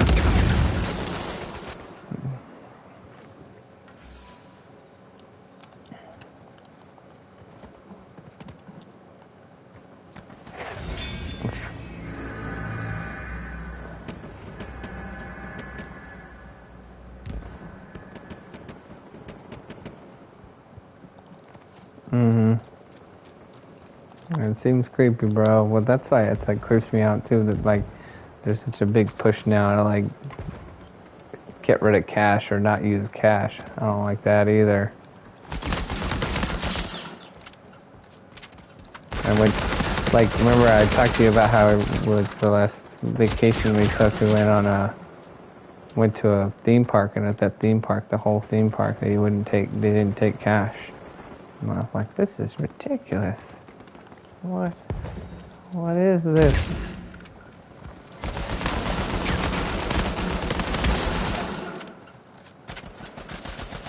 Yep. No, I KO'd him, but then another guy came and helped too. He got the down. Or somebody else got... I didn't get the down, whoever it is. It was him or you or somebody. I should actually start using my items instead of wasting, you know. Yes. I was like, oh man, this game's almost over. I should probably use some of this stuff. It might be helpful.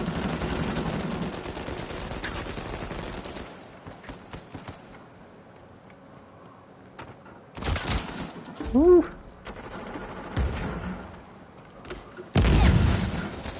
Uh-oh.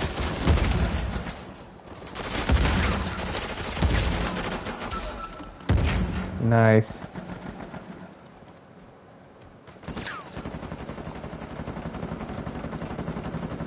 Right over here by the brute, there's somebody.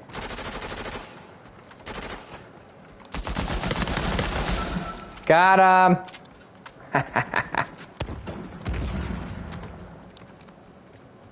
Out where?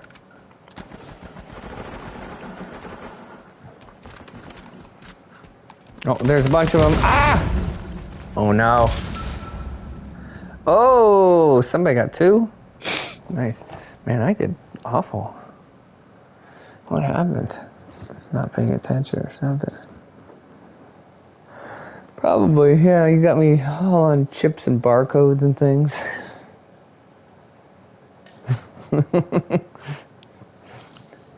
No cash, which makes me mad.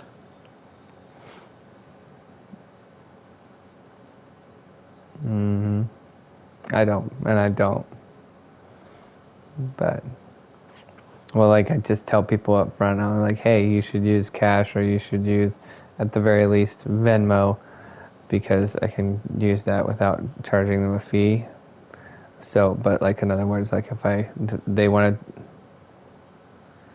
to, most of the time it doesn't, if they just, but anyway, the point is, it's just simply that, like, I charge that, I let them know up front that I'm going to charge them extra if they want to use a credit card.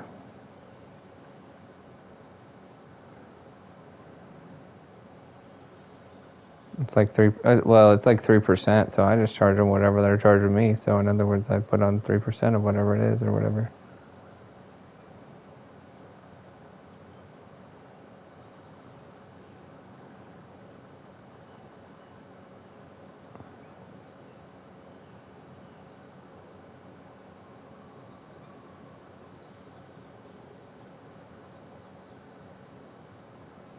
Mm-hmm.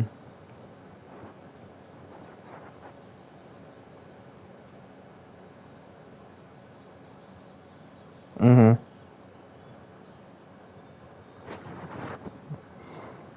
What do you mean exactly? Like if you charge like $50 and I'm not sure exactly what aspect you're talking about.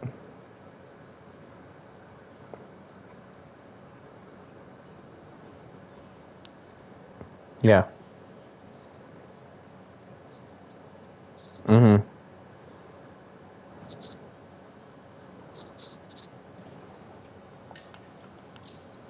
Mm-hmm. Mm. Yeah. No, I get what you're saying now. Yeah, and that's why I literally encourage people not to do it. But it's so crazy to me how many people will do it anyway, you know, knowing that they have to pay more, and they're like, oh yeah, well, it's fine. And I'm like, okay. You know, but I'm also a very like thrifty person, or however you want to put that. So I'm the person who would be like, oh yeah, well I will do whatever it is I have to do to avoid paying more money than I have to. You know?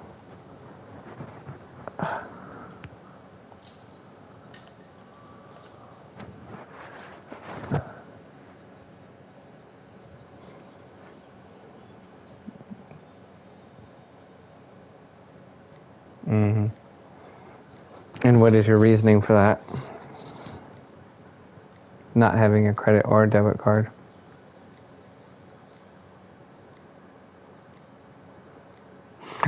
Whatever. It's just like, because it's everything. It's just like everything else. I'm assuming somehow you're thinking they're tracking you or something, and you don't want to have that. Is there anything else that I'm missing?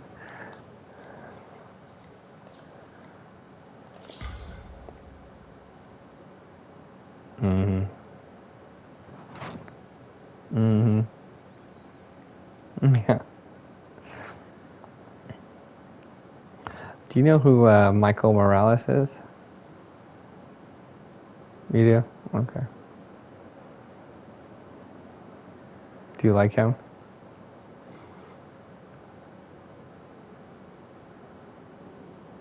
I don't know. I don't know. I just didn't know. Maybe if he was like some guy that you like to, you know, follow or whatever.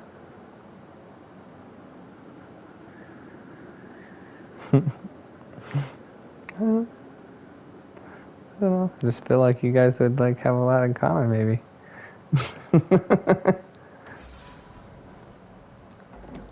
Michael Morales?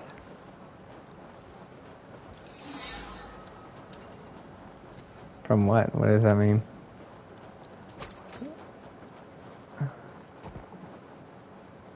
He's an anarchist.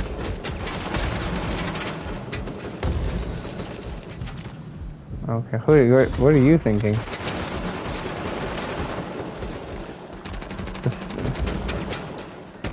Some boxer? I don't know what you're talking about now.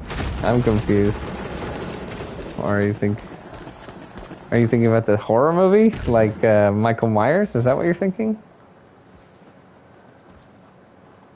Oh, well, news to me. No, he's like an anarchist. Okay.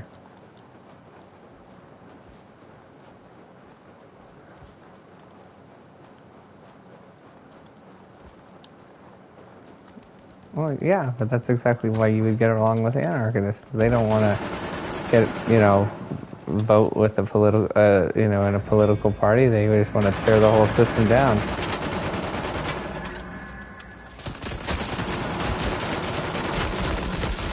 Huh? Dag.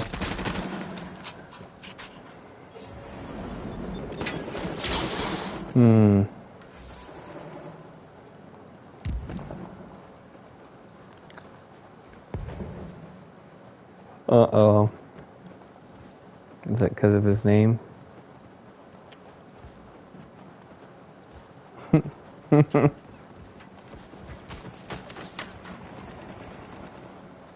See, I'm actually kind of surprised that you're not like more of like a Trump fan than I am.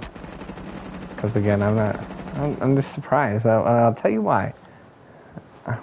You good? Let me explain, or not? No, I'm not. Okay, fine. Well, never mind. I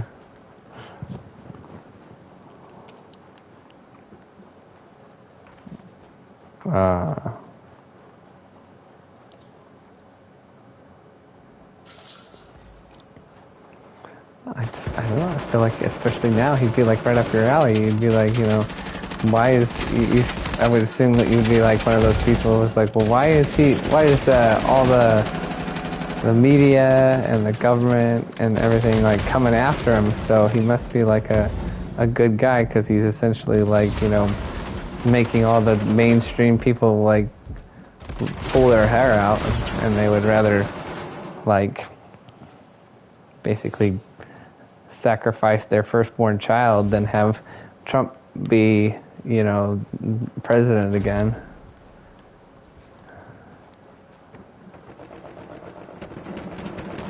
Well, I'm saying I think that's essentially what they think, and I'm surprised that you're not more of a fan, because he's somebody that's so hated by the, like, I guess, what would you call it, the establishment or the system.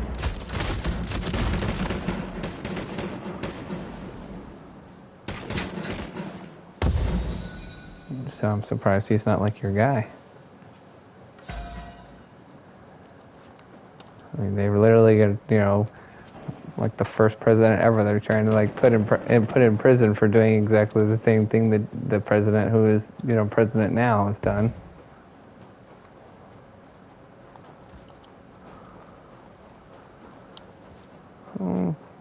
We've talked about Trump before, and you said that you didn't like him.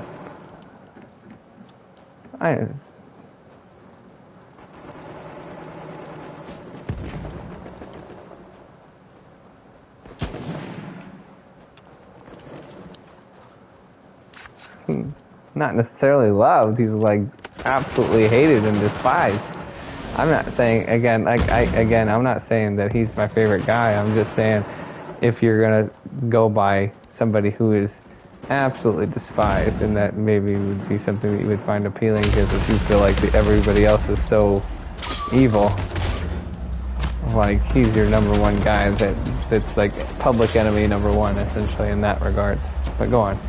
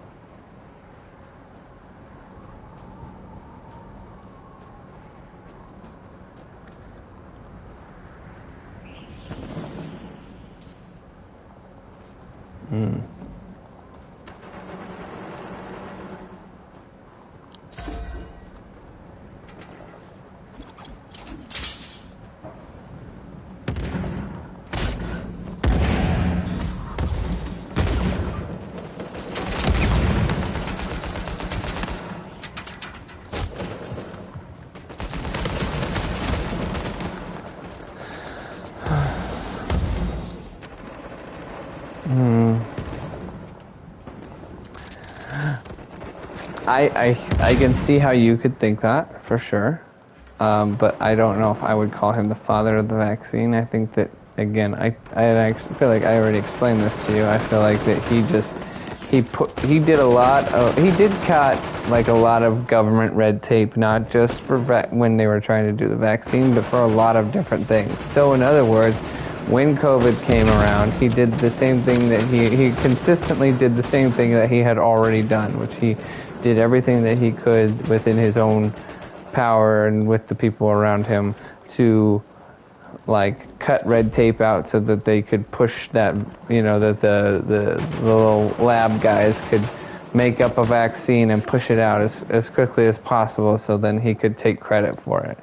Do I think that he really cared about like whether he really thought the vaccine was a good idea or whether he trusted in it or anything like that? I don't think so necessarily. I think he just, I know. I'm saying I think that's because that's what he said, exactly what the scientist would have told him. He just repeated it. He didn't know anything about it, and he told him exactly what they told him. And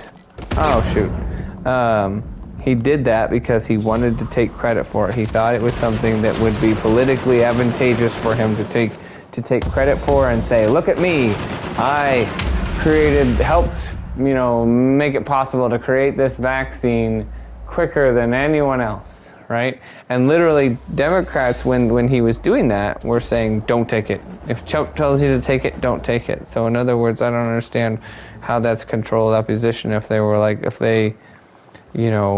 1 minute saying don't take it, but then once they finally defeated him, and where he didn't win re-election, then they were like, okay, now we all need to take it.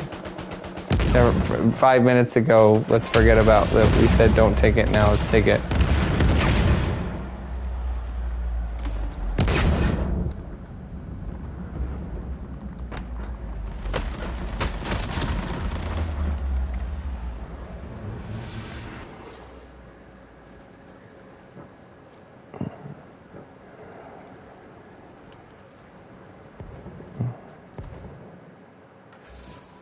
Yeah. Well, again, I guess I'm just saying, agree to disagree. I think he just was taking credit for it because he wanted to take credit for something that he thought would be, again, like I said, uh, politically beneficial for him and would make him look good, even if it didn't make him look good. And again, like I said, I thought it was a bad idea from day one.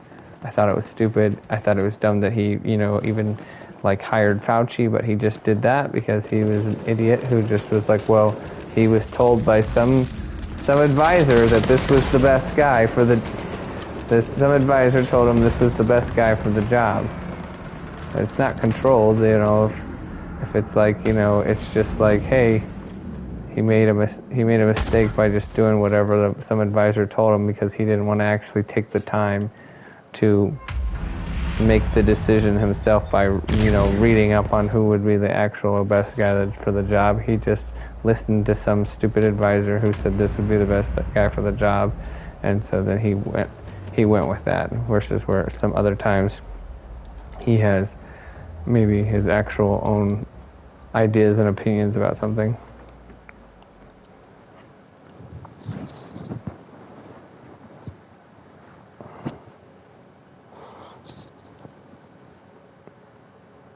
Okay, yeah.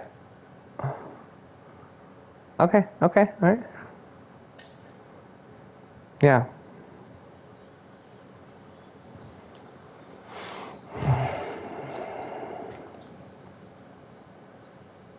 Mhm.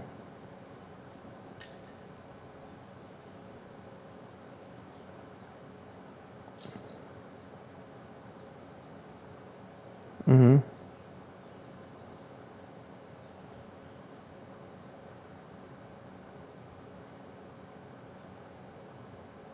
How do you know that?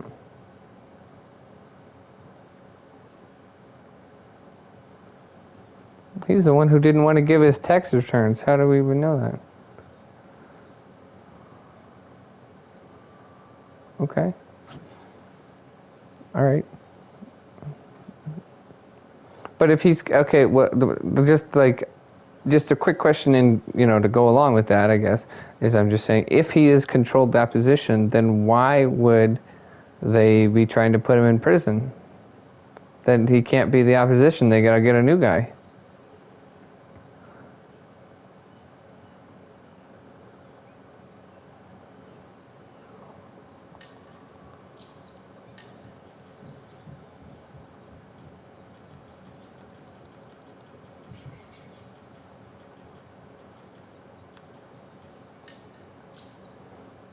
Mhm.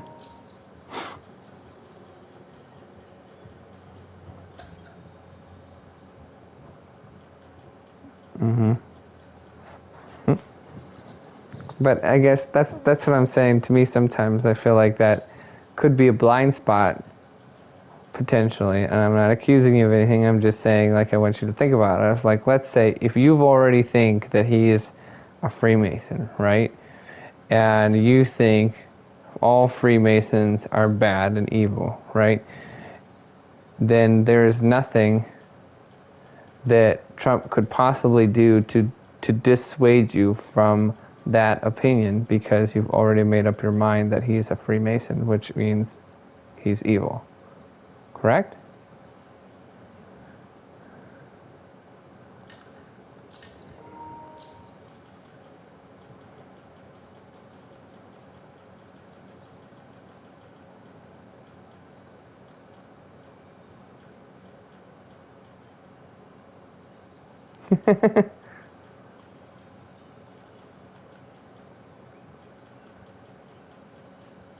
Mhm.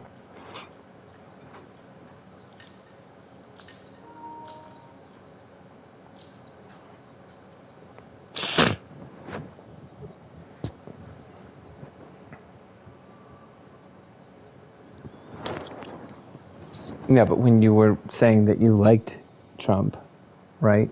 At that point, you didn't have the opinion that he was a Freemason. Is that correct?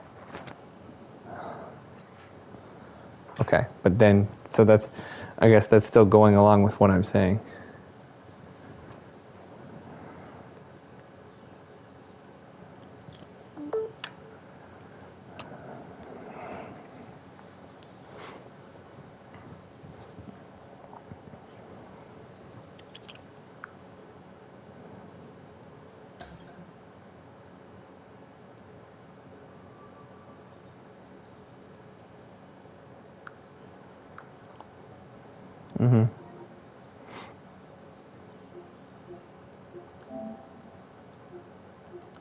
What do you mean when you say opposing things? What is that?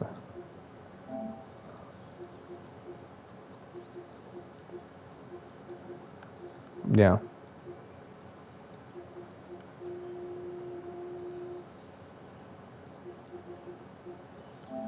Yeah. Yeah.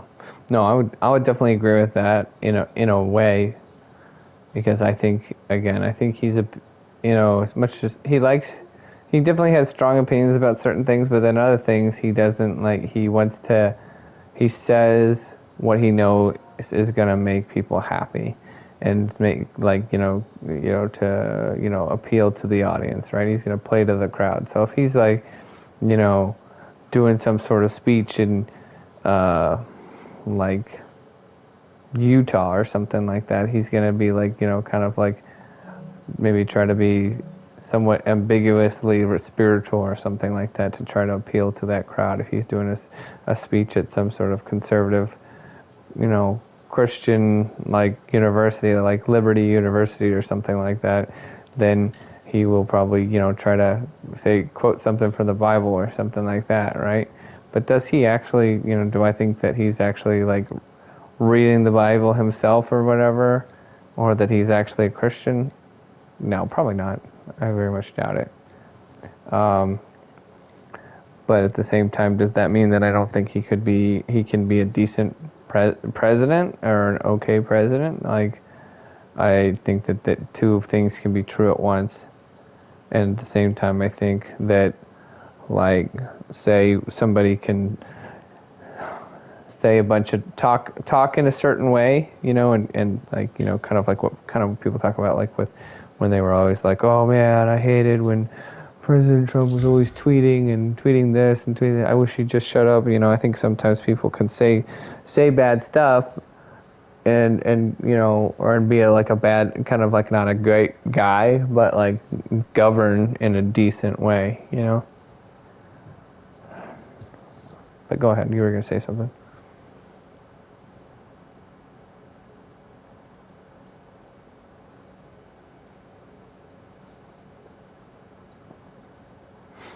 He did a lot of things I didn't like too, but yes.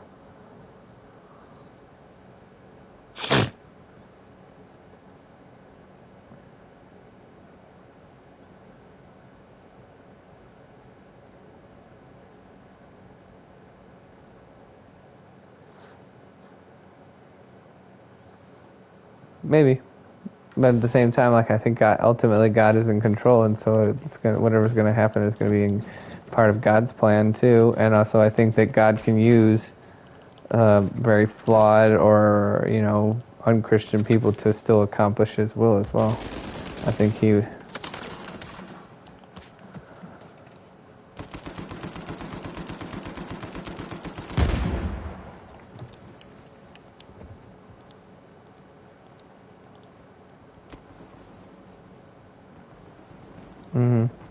I also think that he was literally one of the most pro-life presidents ever. Even so, in other words, you can have. Well, no, by the way he governed, not by what he said, but like the things that he did. He actually, did some things that, hurt the abortion movement. And there was a lot of presidents out there who like talked a good talk and seemed genuine, right, about not being against abortion, right? And then when they got in office, they didn't do all that much to actually change anything about it, or attack the abortion movement. He removed government funding from Planned Parenthood. Yeah. Yes. As much as he could without changing laws, because he couldn't get the laws passed, but he did do away with like a certain amount where I'd have to look it up exactly how he did it, but he did make it so there was less funding available for Planned Parenthood.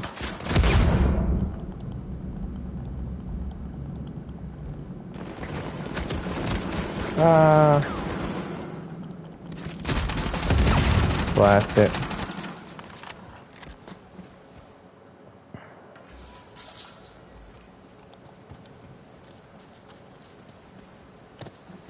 I invited Marriott to a private chat and he hasn't joined yet. So, oh no, wait, maybe he has joined, but maybe he's on mute. Oh wow. Yes, I'm on mute. Okay, all right. Just wanted to make sure you got the invite.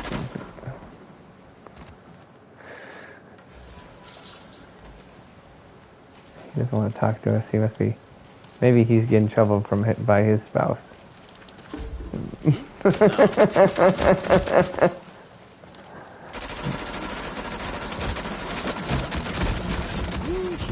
No, I feel like you're the one who used to joke about how you were in trouble by your spouse. So I was making the joke about you. But what were you asking me? A trumping. A trumper? I mean, I don't really get too much into politics, but for me it's based on what policies work best for me, what policies work best for my family.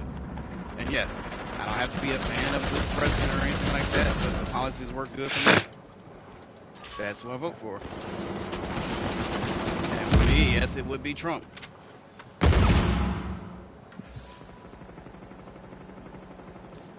He has less baggage when it comes to dealing with other people.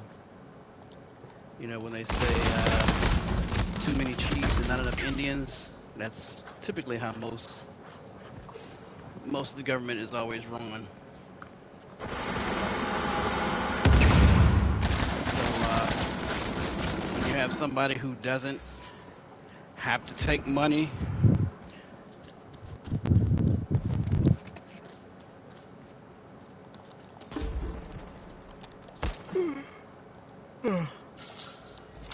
through a wall? Is that what you said? Mm-hmm. But yeah, if I don't have to, so typically that's pretty much why I vote for him, because, I mean, he's not somebody who has to be involved with other people or other entities, and they're in his pocket and all this other stuff. And I do like the fact that he is very independent, and in that sense, it's okay, what's his values? Is his values basically with the working class? Then hey, you'll see benefits with the working class. If his values are not with working class, then you'll see benefits on whoever he values. And he clearly showed that his values were with the working class. And he valued people who basically put in hard work.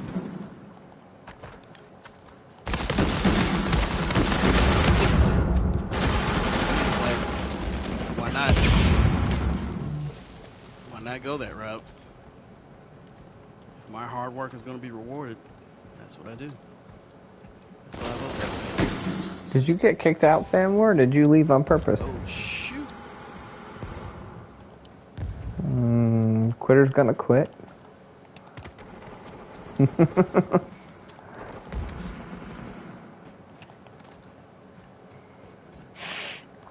What happened? She quit. Quitter.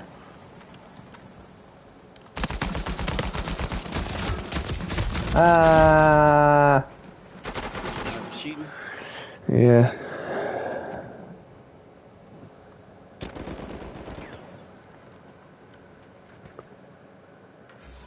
Oh man.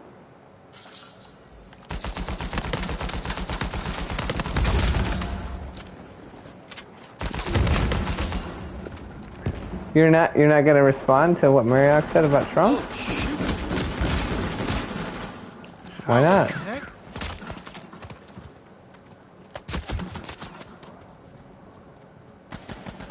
Dumb.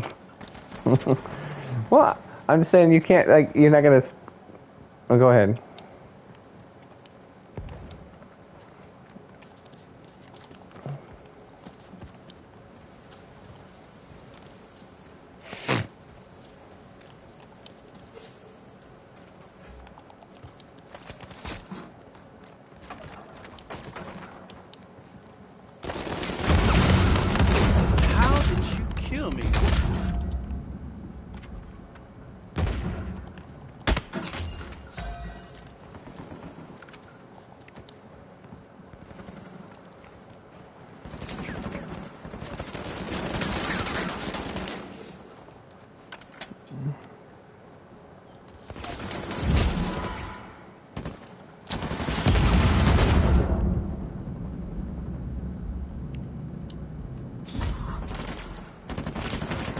So then, why is it that when he was president, though, that things were better for the middle class and the working man and the lower class? Like he raised everybody up by cutting some of the things, and making it so like things were more like the economy was better and more affordable and gas was cheaper and things of that nature. That these are all things that help the lower and middle class.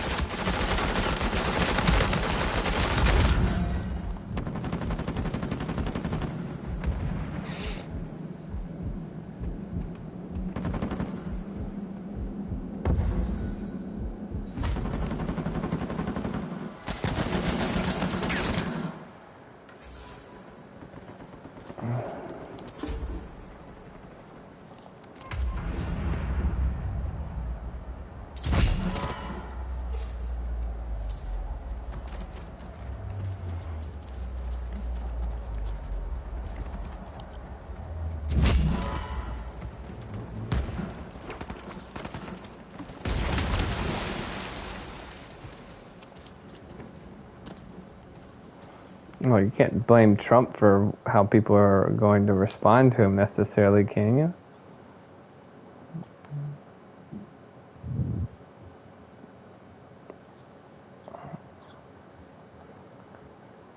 Oh, but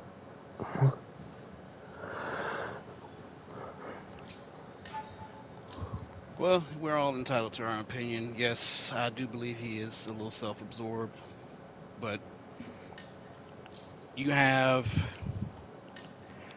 I know just from my point of view, yes, everything that we did, and we technically are making about the same we were when he was president. We were not in debt.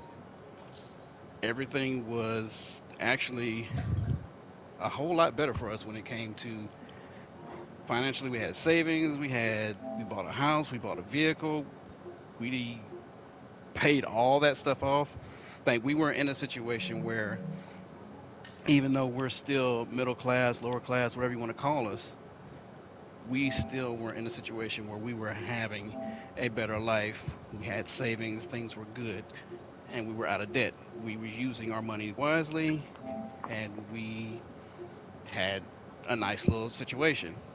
The second things changed, same money, we're in a whole lot of debt. Things aren't as good. Yes, we can still manage, but we're still putting things on credit cards, which is what a lot of people are doing at this time that I know of. And that really doesn't help because you're basically putting yourself in a debt that, as you can see, the interest rates continue to go up that you possibly may not be able to pay. So, yes, things were better for us. So, I vote based on that. So, like, again, we all have our different situations. We can look at hey, City, you there? Hey, I sent you an invite to a private chat. So if you want to join, then we can all talk. Cool?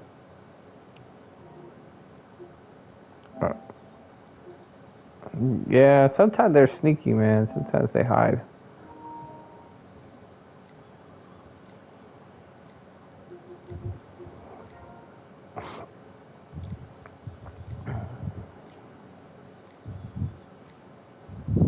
But that's the thing. What's up, City?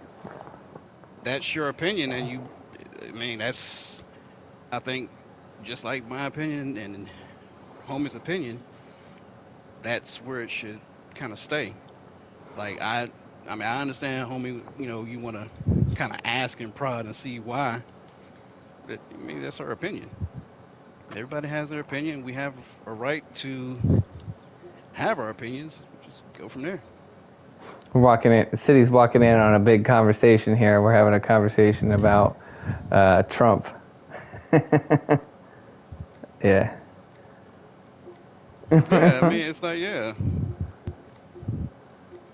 Oh, I love this conversation. This is a great conversation. As long as nobody's yelling or screaming at each other, there's no reason why you can't talk about it.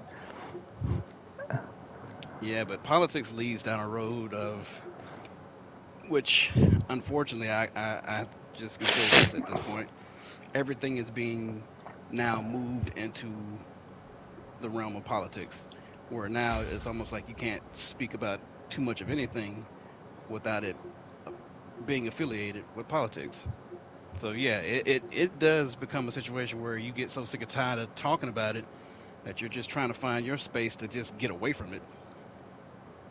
Maybe, but I'm saying at the same time too, like almost in a way, everything is political. Yeah, it is, which is why I can understand why people like to get away from that talk. It's impossible. There's no such thing. Anyway, There are okay. ways. You want to talk about Disney instead? She's like, man, this must be real bad if I'm wanting to talk about Disney.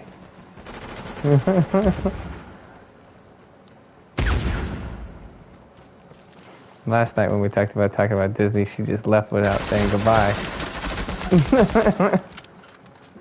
Not today. Forget you guys and your stupid Disney talk.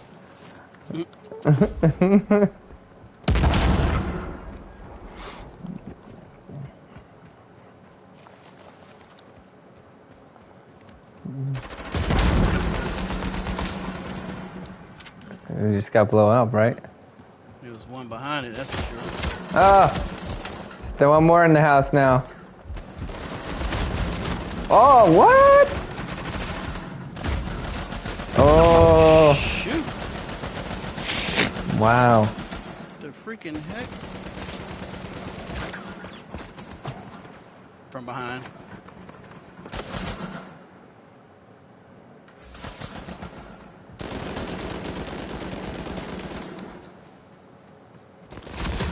Another one. Ah, dag.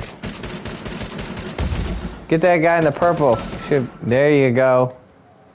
He's getting rezzed.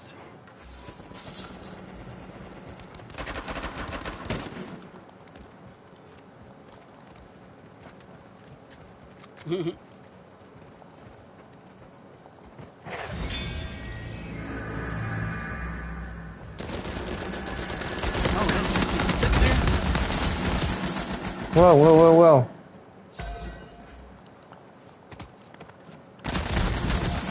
Ah, bummer. He's using this as bait over here. Right here, kill him. Yeah, get him. Oh, no. He's dead. Alright, good job. Thank you. Well, I can start it off a little... No, go ahead, Mariah. Go ahead. No, go ahead. No, I was trying to figure out. Hey, where are you talking? What were you trying to start with this? Well, we were having a conversation a little bit, and you were asking me if I had talked any more about it, and I was like, well, not lately. You know, just with the certain new developments. But I'll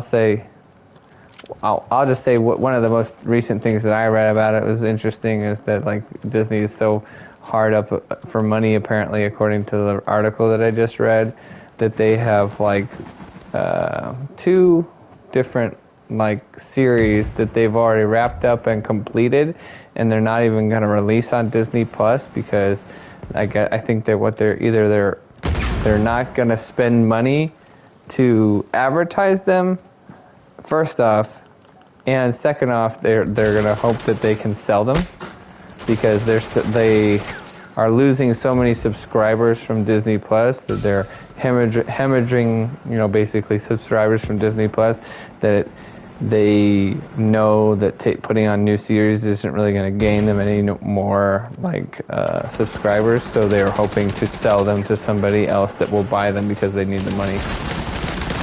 And then they have another series that they've canceled after 1 season because absolutely nobody watched it, which was the Doogie Howser series reboot that was also ultra woke, which I don't know if anybody ever watched or knows anything really about. That's another thing that's such a bizarre series to remake, is just how many people really know all that much about the original Doogie Howser series anymore, unless you're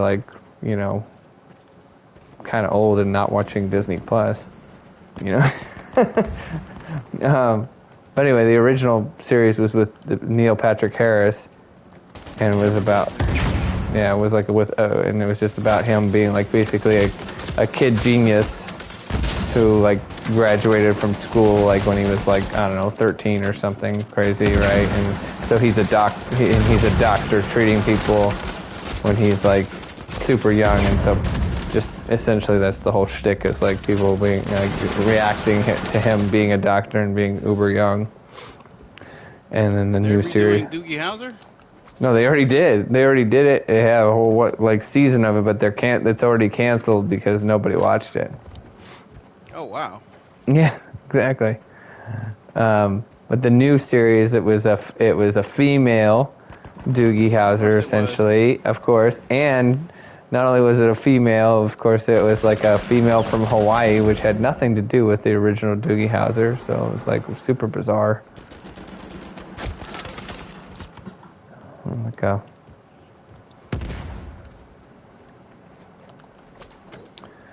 So anyway, like I said, that series is canceled, and there are other two series two of them in there that they already have completed. They're trying to sell.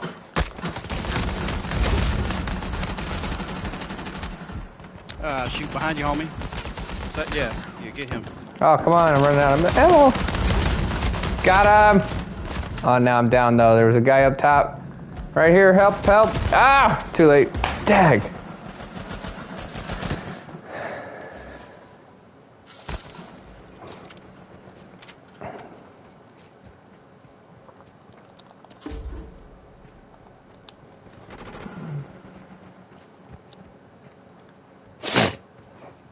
Mm-hmm.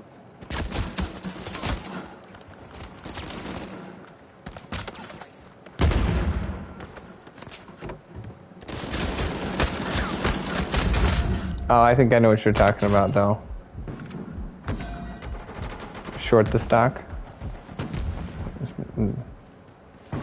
Yeah.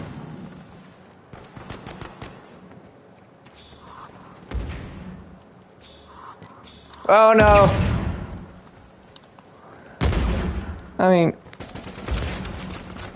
anything is possible, but at the same time, I don't think that they would do that with Disney, and I think that all expectations were that Disney could not fail and was so big, it was too big to fail, and that they would be gaining a whole lot more subscribers at this point for Disney Plus and so on, and they are losing subscribers, especially because Disney Plus, relatively, versus like Netflix and some of the, even Hulu and some of those other streaming services, Disney Plus is actually pretty young in the game.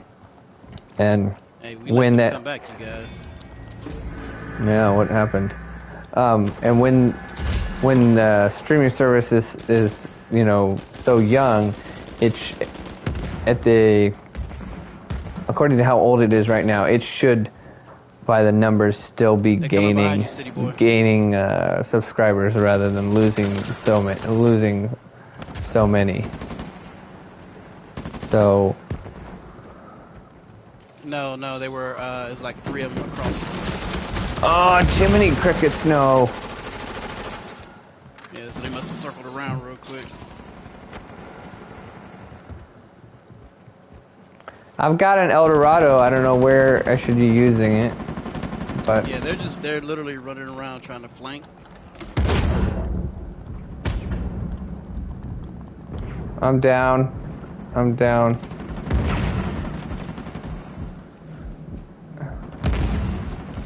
Yes, thank you.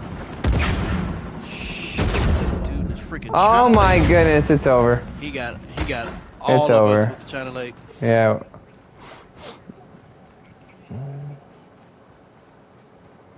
Careful. Yeah, they got a dude over there with China Lake's freaking. And there's a hunter up top too. I got one. We got him. Yeah, they are like in front of us, right here by me, right here. Playing like cowards.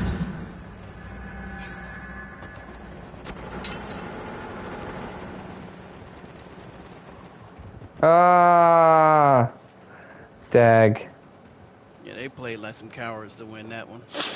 Yeah.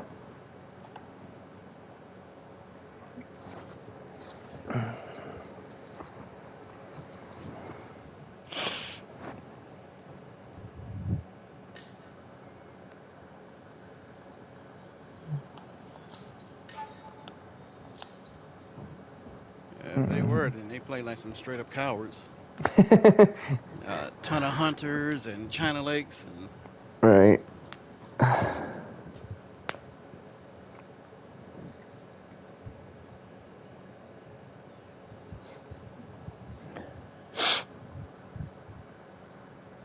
But yeah, I mean, yeah, they struggling. But the thing is, Disney's name is never going to go anywhere.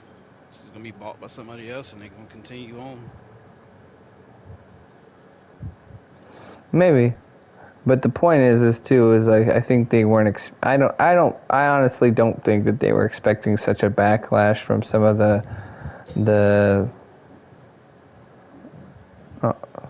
did you leave on purpose, Fanmore?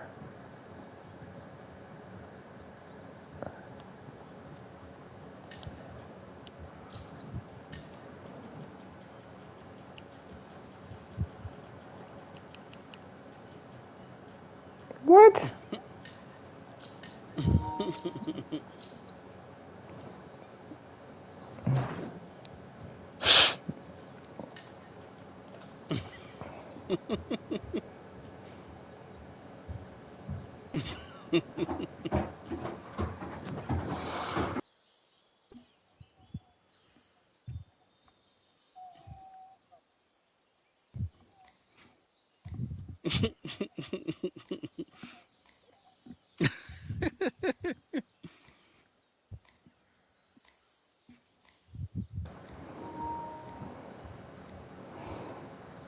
Right, about that.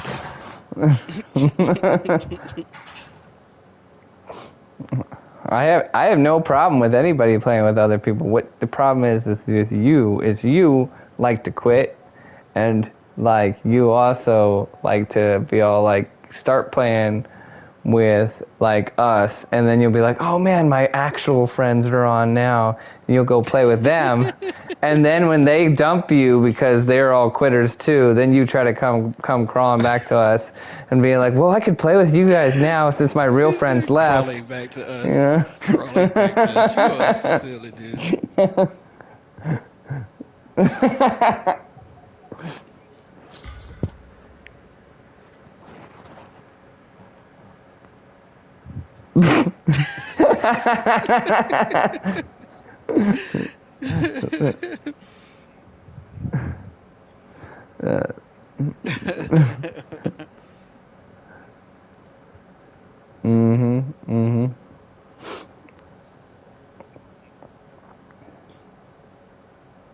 No, she was the one who attacked me. I didn't do anything. I didn't say anything.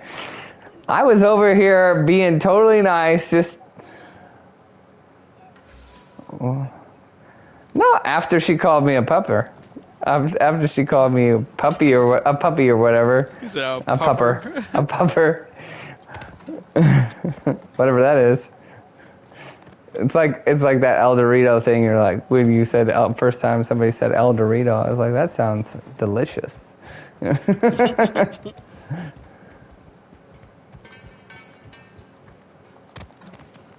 Our other teammate is probably going to get kicked because he's just standing there. Yep. Hey, 25 health. Mariak, you left me. You left me. You abandoned me in my time of need.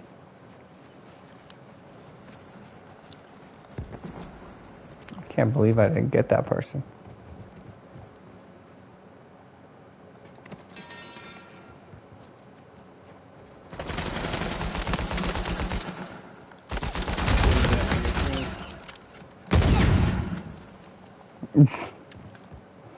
She holds grudges, man. She's a little vindictive. This is annoying. He just killed me too.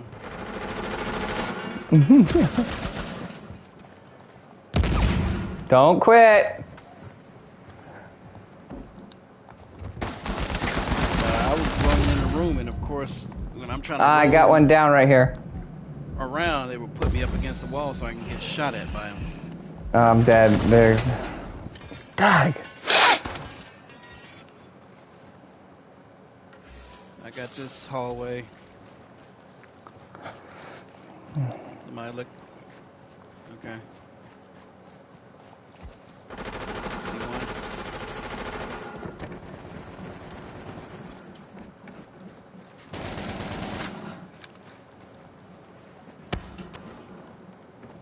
All right, you got 2 more coming from the backside.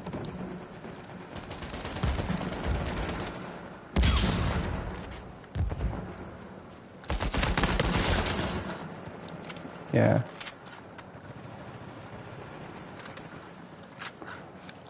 Hey, Mariak, have you ever watched any videos, YouTube videos from Nerdrotic? I probably have.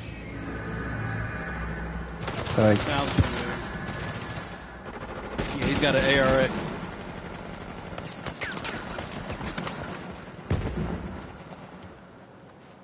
uh-oh.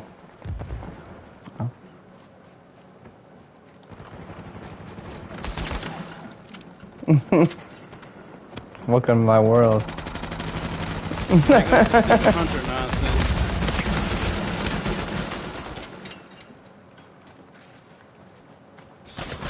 Ah!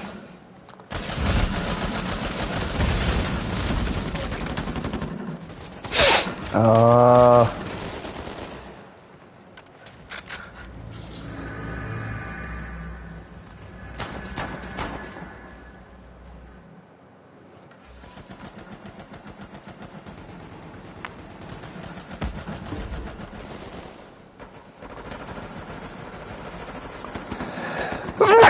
Ooh, excuse me. I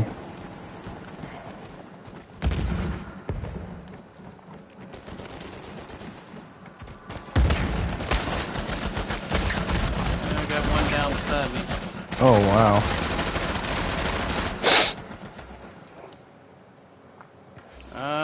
You might as well, because they about to pick that person up, because...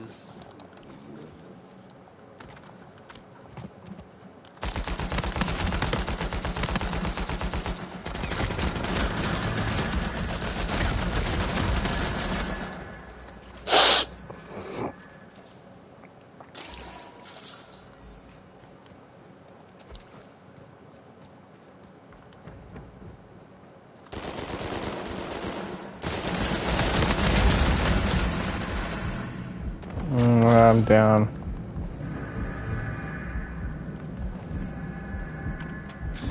Thank you. Oh no! Come crawl in here.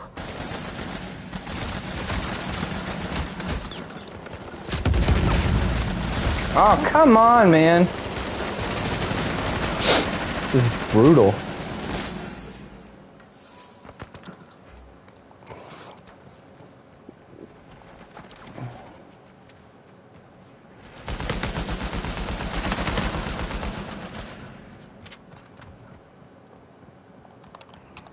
Homie, don't run out there. Pupper.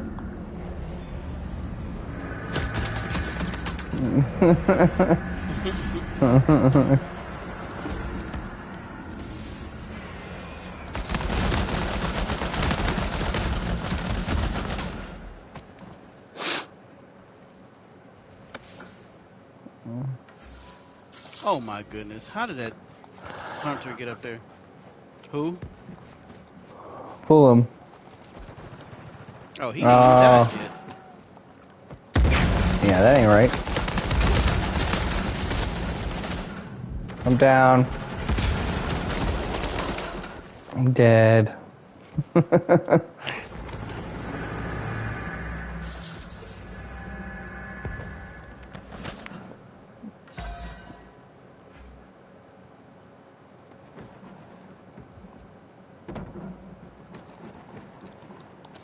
Oh, see, he's been picked up because I just downed him then.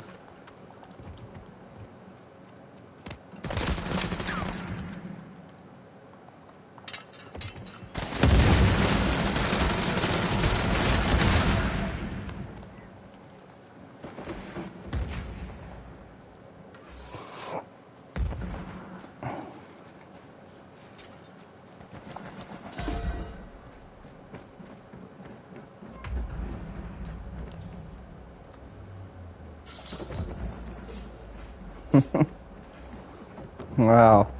It's not gonna help me. I got like 3 of them over here.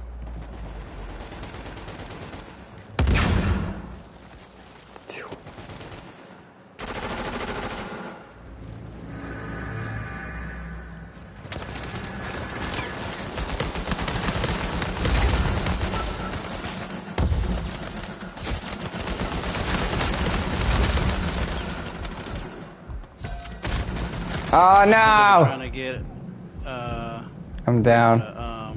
Merrick. what's that thing called?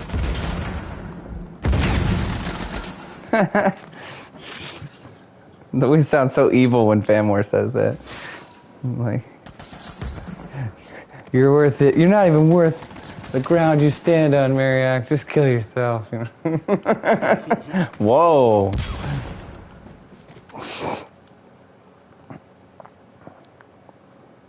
Yeah. I'll fix it. That dude is not that doggone good. They just kept picking him up, and that's the only reason why he got got pummeled, that man. score. Destroyed.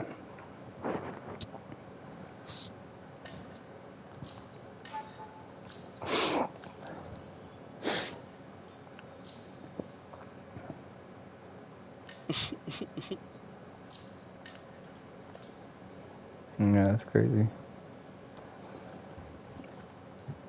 Right.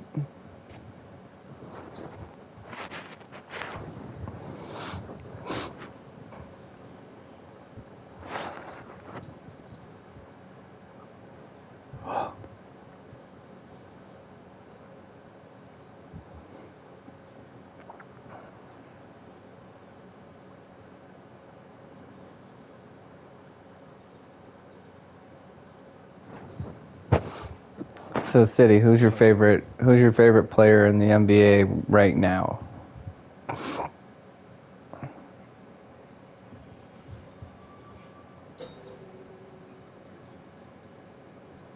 Oh, now, Famore, did you leave again on purpose or an accident?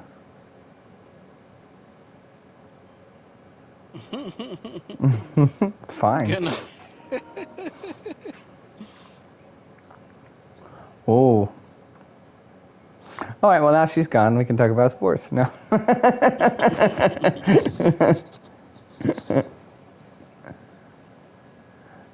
I think she was...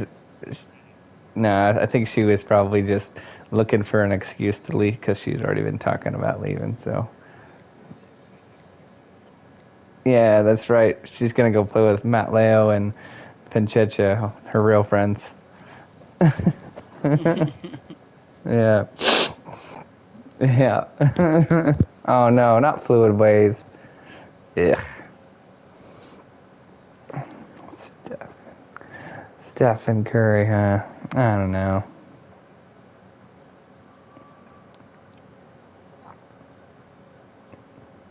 Mm. Yeah.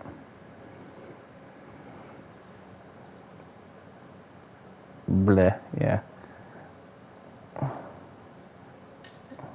Right. No. No, I get you. No, and I'm not, again, I don't, I guess, you know, yeah, it's not always about skill for me of like what's my favorite player per se.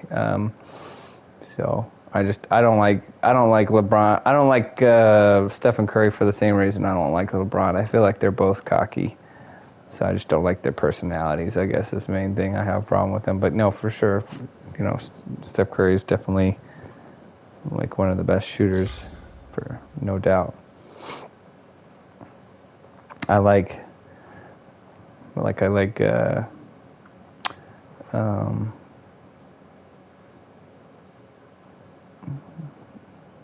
Kevin Durant. I think he's really good. Obviously, I think he's slowing down now because he's so old now. Yeah, he is a little bit, but you know, the point is he's still there, so technically he's in the running.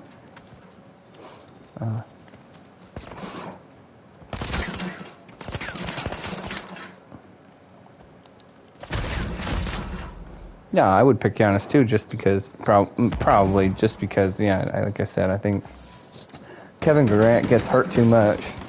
and he's old at this point in basketball terms. Yeah, I know Fluid Waves likes to hide behind rocks and stuff, and you run by and then shoot you up.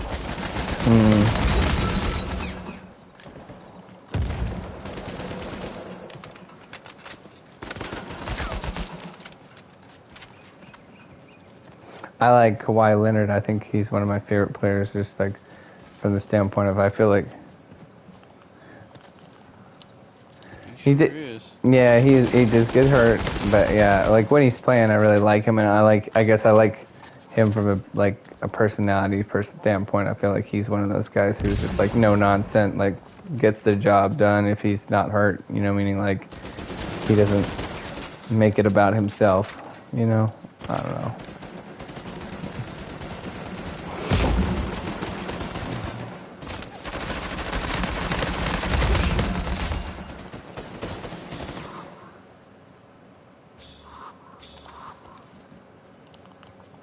Where you at? Oh, Right here. No, other. Yeah, that guy's like mad now.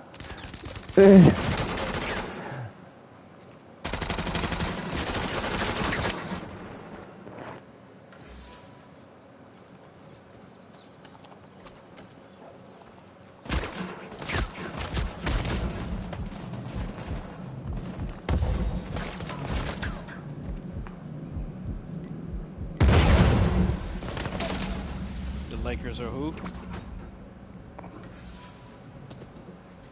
Oh, okay, gotcha. I like Giannis too. I think. Yeah, I can hear your accent. Yeah. I like Giannis too because I feel like he is a really good player, but also I think he's not like a super selfish player, and he's not got a big like giant ego like some of the other guys who are their biggest fan is them. Right. What the heck? That person just flipped across the map. He just turned a full cartwheel.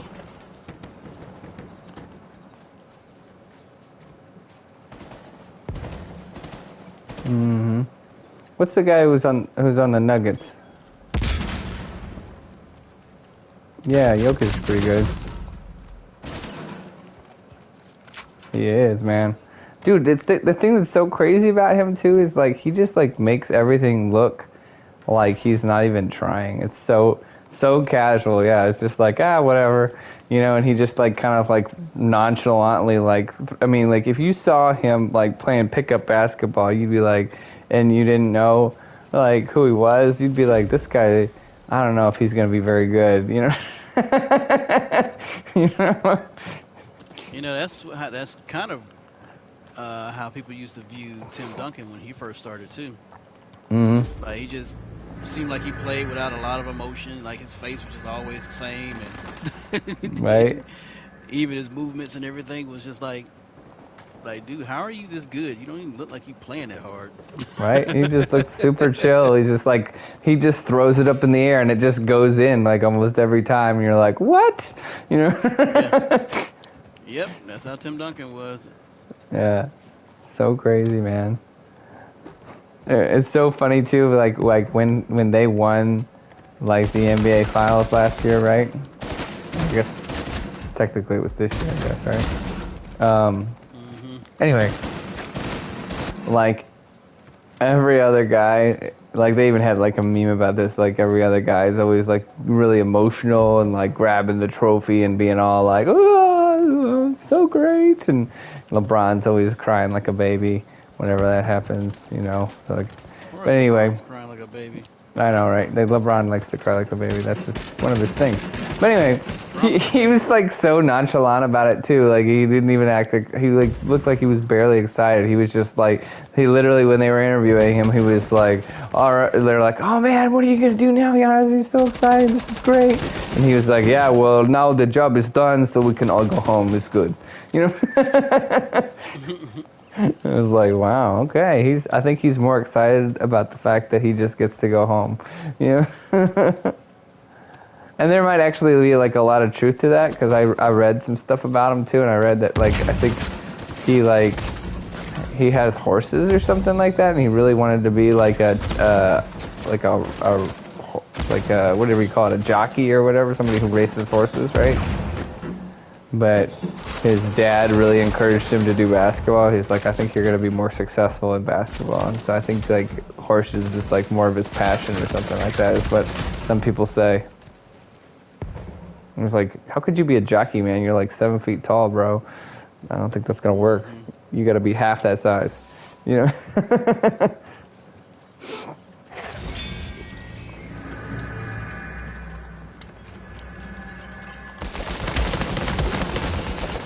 Boom. Ah!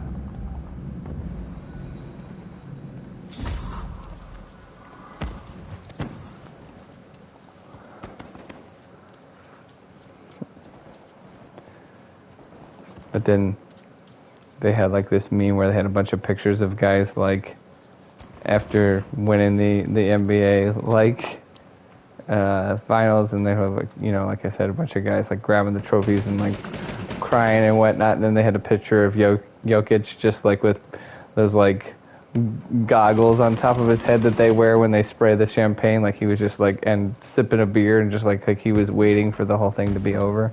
It was kind of hilarious.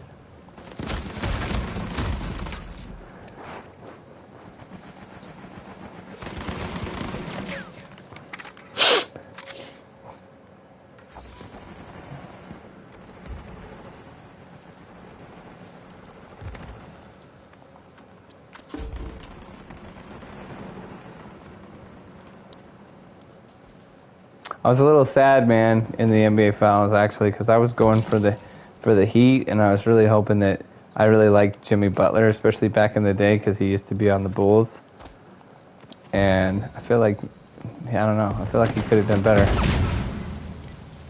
feel like he kind of had a couple spots where he wasn't putting it in like he normally does.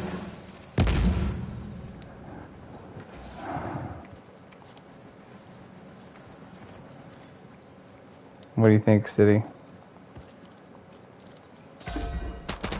You're like, I don't even know what you said.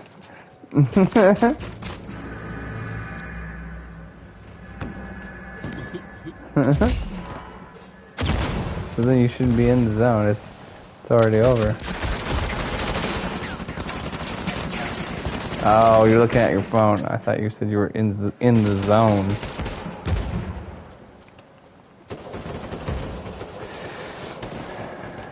Over.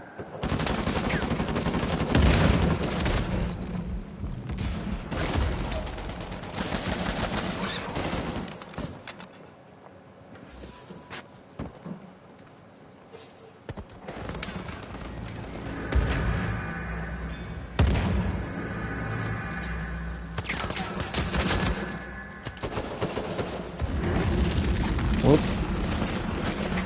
That's an accident.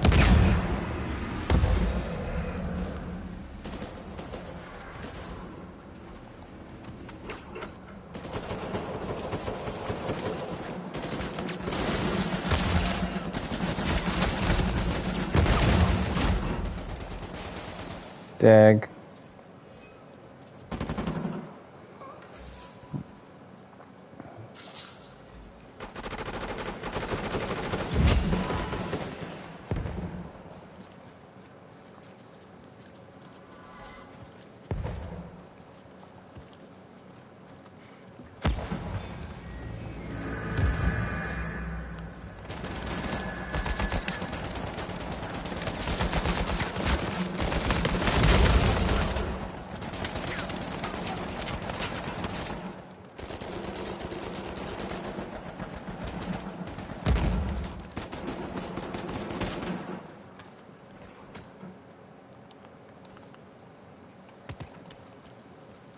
Okay.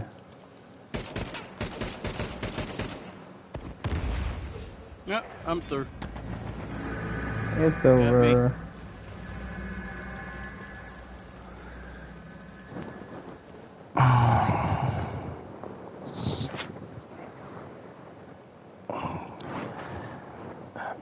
Pete Rose. For sure. for multiple reasons. One, I am a Cincinnati Reds fan, and then like if you go and you watch like old footage of him, he was a crazy man. Like he would dive into the bases, like just straight up dive, like sacrifice his body. Like he played like hardcore, like hard, not like some of these, guys today who are a little bit too worried about, probably getting their face dirty, getting their chain dirty.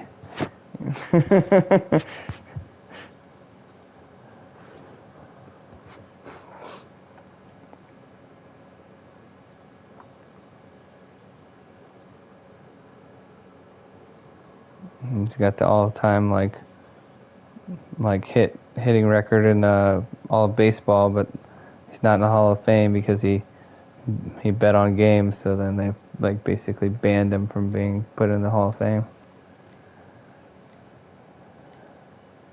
It's so crazy too that they haven't like just gone ahead and put him in the Hall of Fame, because like he was betting on games, which was illegal back then, which is now everybody's betting on games.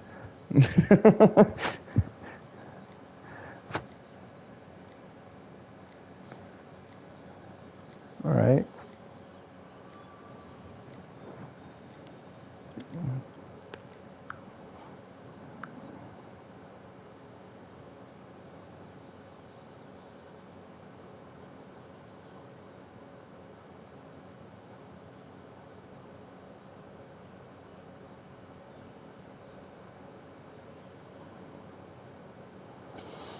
Yep. And he's not even close to any like modern play, like any modern players, like barely even close. Like he had 4,256 hits. And then after that it's Ty Cobbs and then Hank Aaron and then Stan Musial.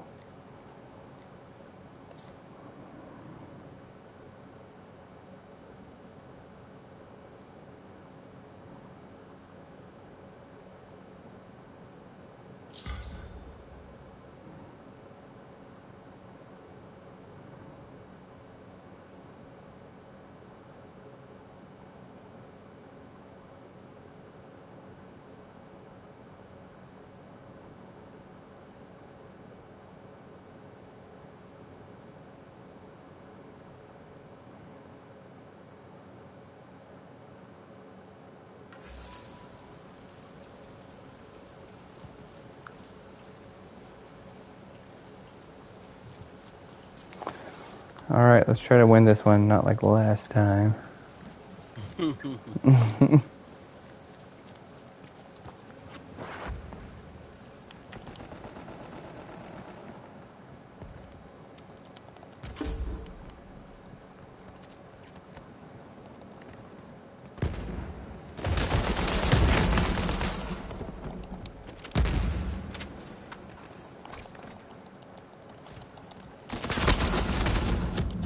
Ah.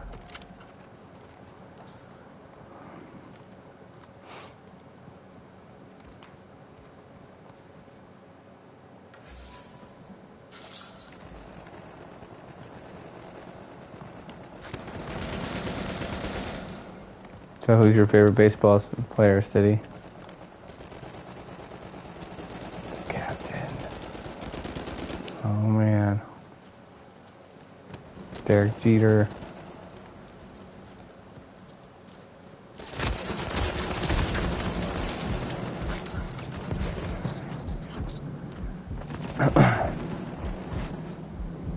And again, you would probably be, that makes sense that you would be a Derek Jeter fan because he was on the Yankees, right?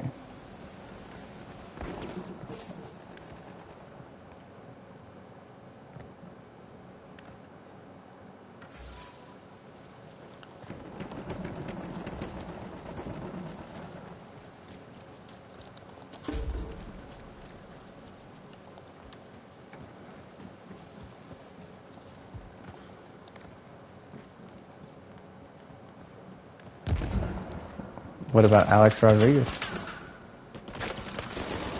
Yeah, see, that's the whole point, though. It's like it's kind of it's coming down to that personality thing, though, right? Most people don't like A-Rod just because most people are like A-Rod was a total jerk. You know, nobody. Well, that's what I'm saying. He was good, but people hated him because they were like, he's kind of a jerk. You know?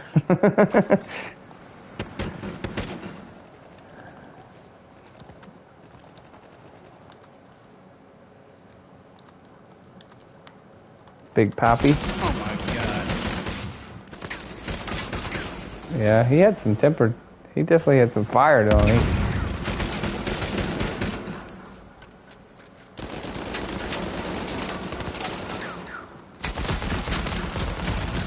Ah, what? Dag. Oh, that's a mistake.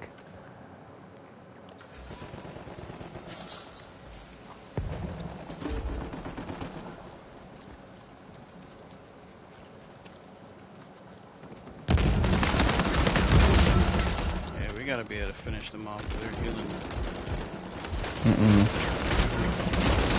Ah, come on. Come on.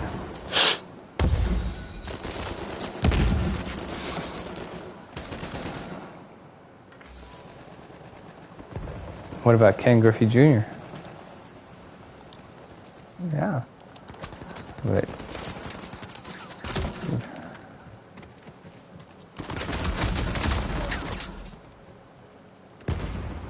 Really?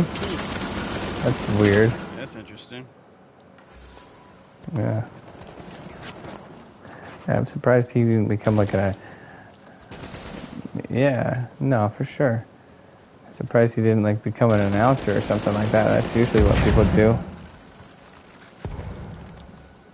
Just like David Ortiz, who still sometimes struggles with certain words, and he's still an announcer.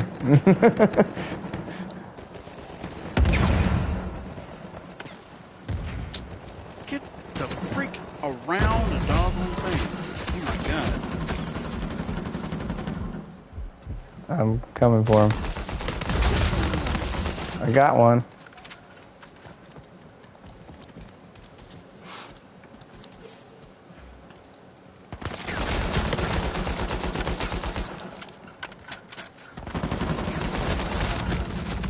No, no, no, no, no. Yeah, buddy.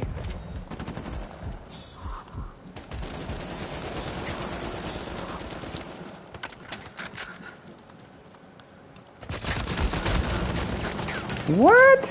Oh, come on, dog. Oh, shoot, shoot, shoot. No.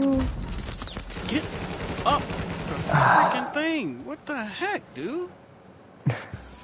Stupid thing gonna jump side to side. Oh yeah, I'm gonna stay here so you can shoot me.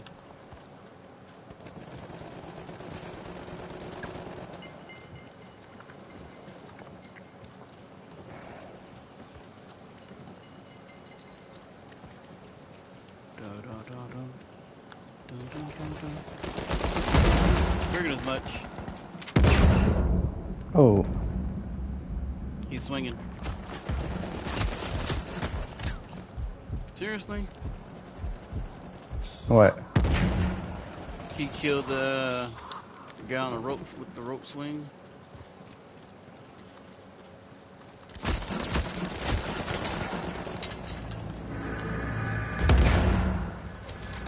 I know, it's because I got another guy behind me. He's gonna kill me. Back there. Watch this.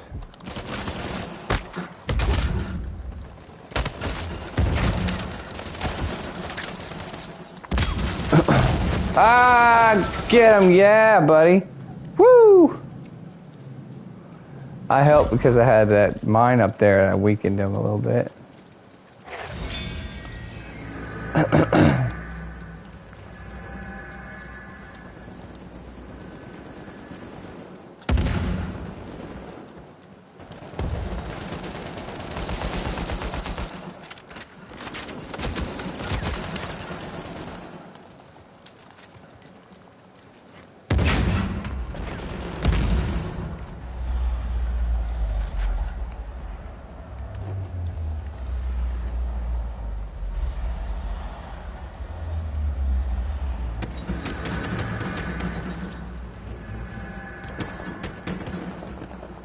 Oh my goodness.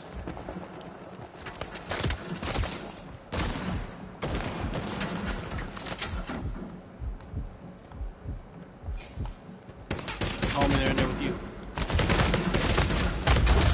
Yeah! Woo! Got him.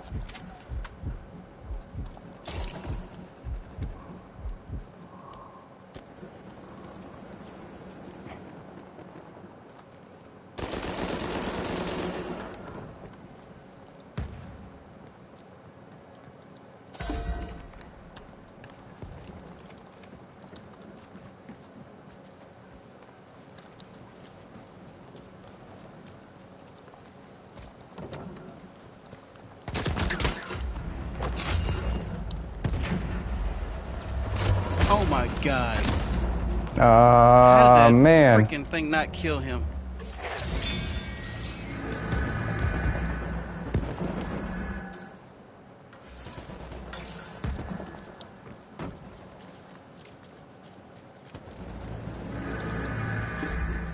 Hey, we got it. Even though I didn't do too well, but you know, whatever. Yeah.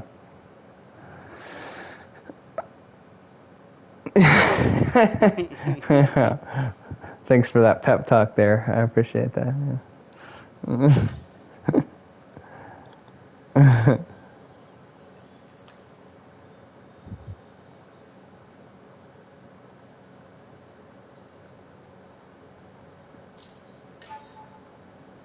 Mm.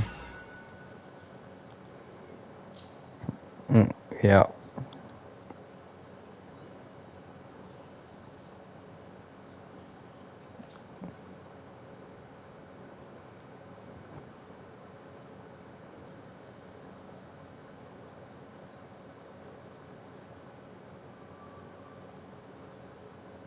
Right.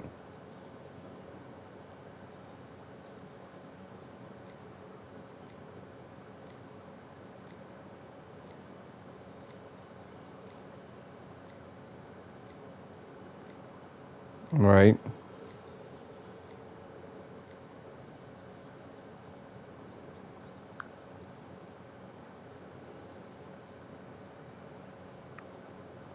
I feel like they value assist and undervalue revives a little bit.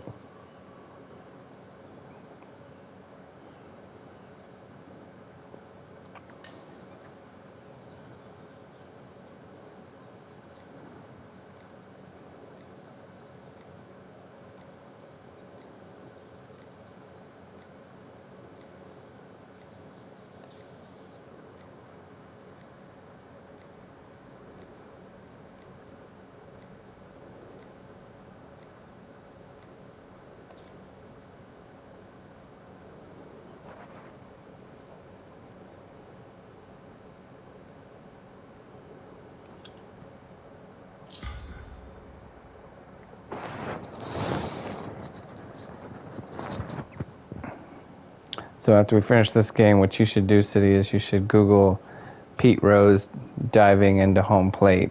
Just put that in there, and you should see the pictures they've got that are crazy.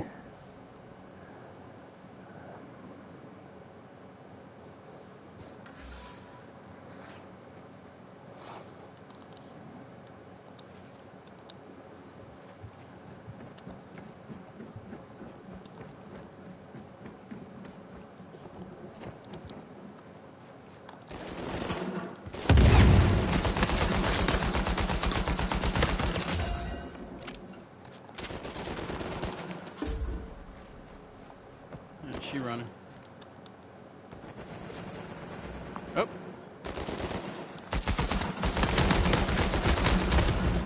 What? Come on, homie. You didn't You've got to be kidding me. How did I not get that person? What? Come behind me and get me. And she looked up and shot me from the front.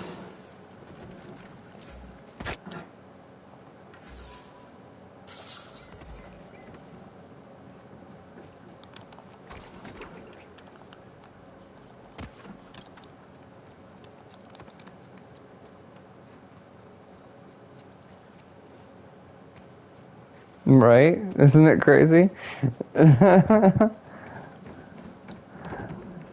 You dive like that, you really want to make the play. You're not worried about your body right there. You're just trying to be a Superman.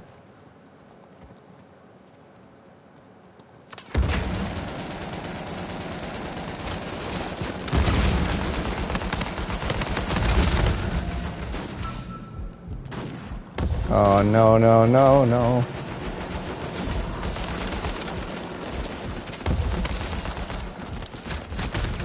Aha! Dag.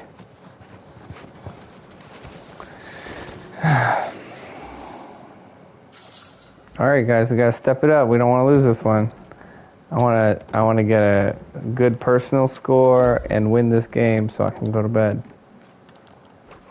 You should have stopped on the last one then. But no.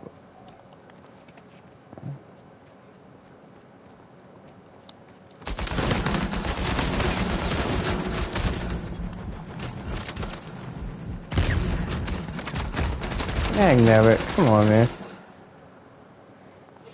Well, last time we won, but I played poorly. I was trying to step it up. Gotta take what you can get. City Boy, need to stop looking at pictures. Shoot, I'm watching college football highlights, so I can't see nothing. Don't be doing that. We're 5 and 12. We gotta get your undivided attention here. Can't be playing around. What is this, a game to you? Pretty much.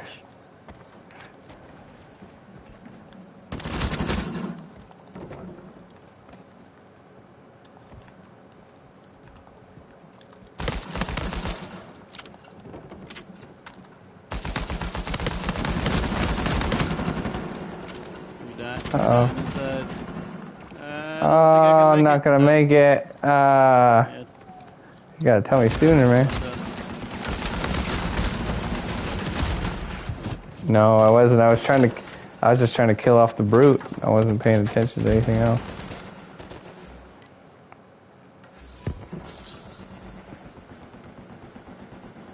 Wow, this doesn't look like a winning game right now.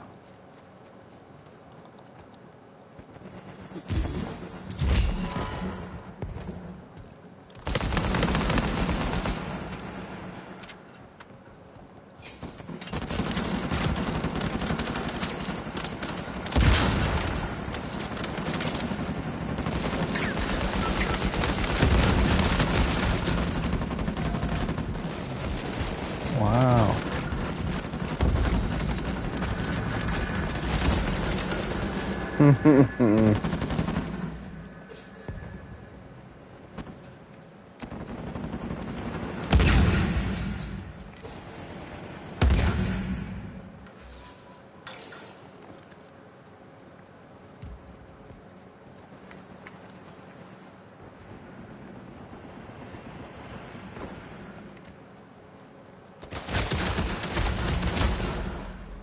Oh, that's what I get for trying to revive.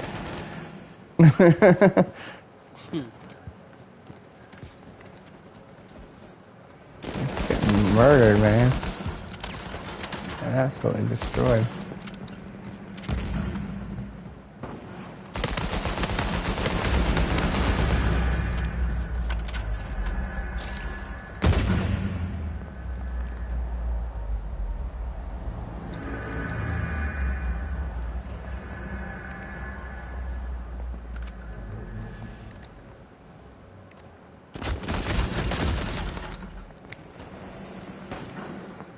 Well, who the heck mowed you down? Guy at the top of the stairs, I guess, but I think he had a friend that was shooting me from some other angle, but I didn't even know where he was coming from.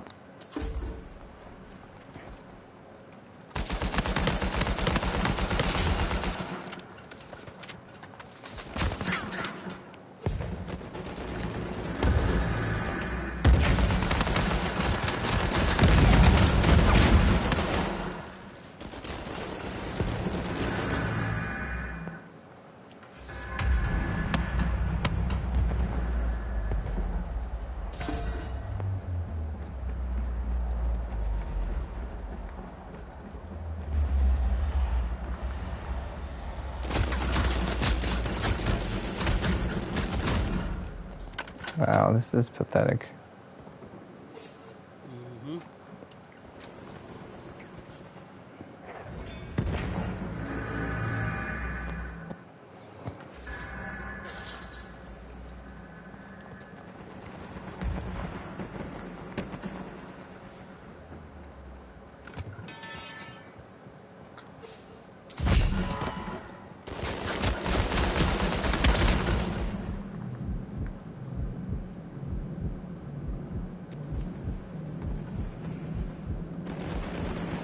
Who's gonna die first? Yeah, I know, but I was downed too, so. So dumb.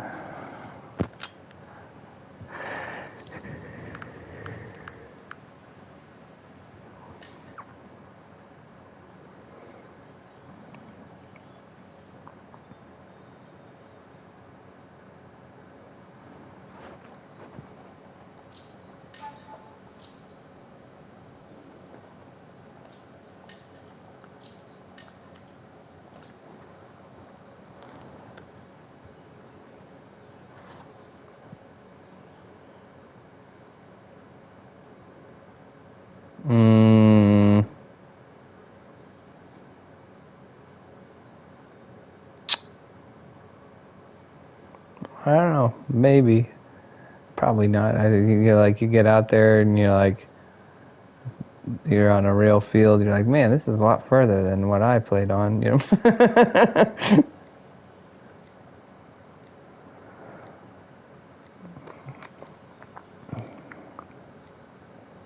And I'd say like I'm probably faster than I look, but I'm still not fast enough.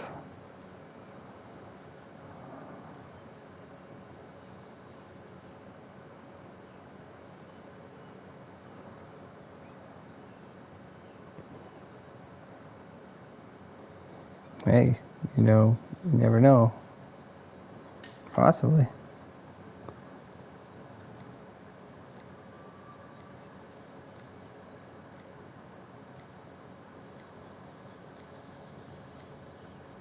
Right.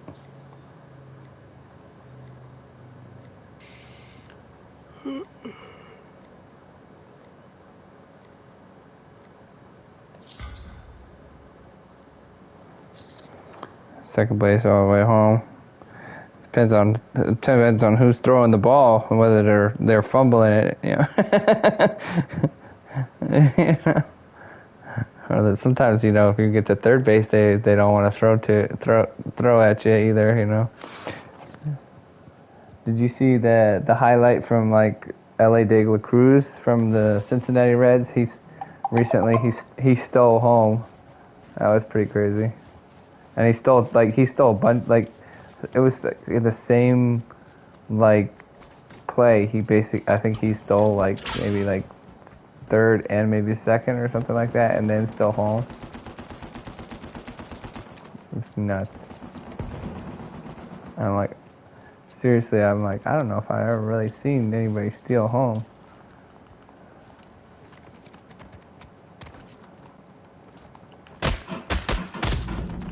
How does that happen?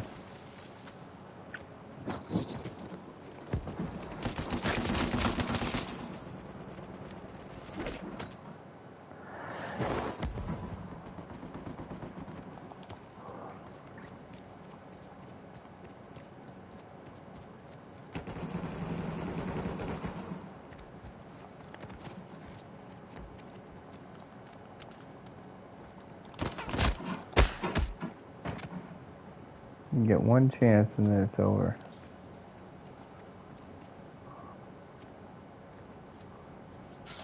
Absolutely not.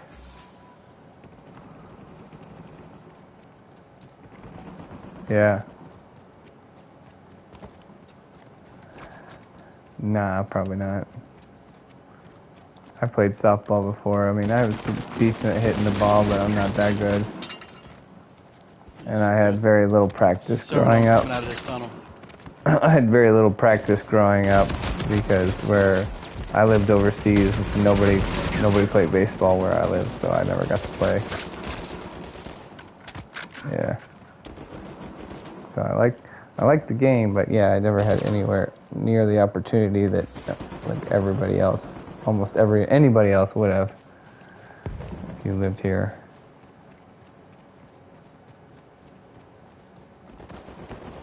The hunter following me.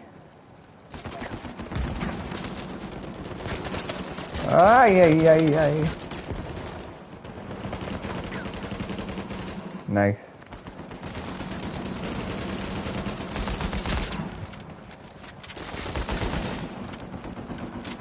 Like that guy's definitely dead.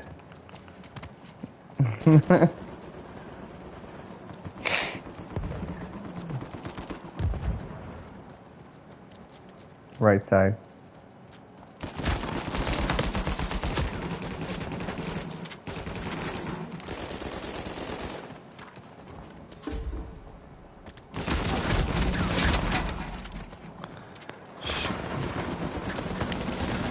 Wow.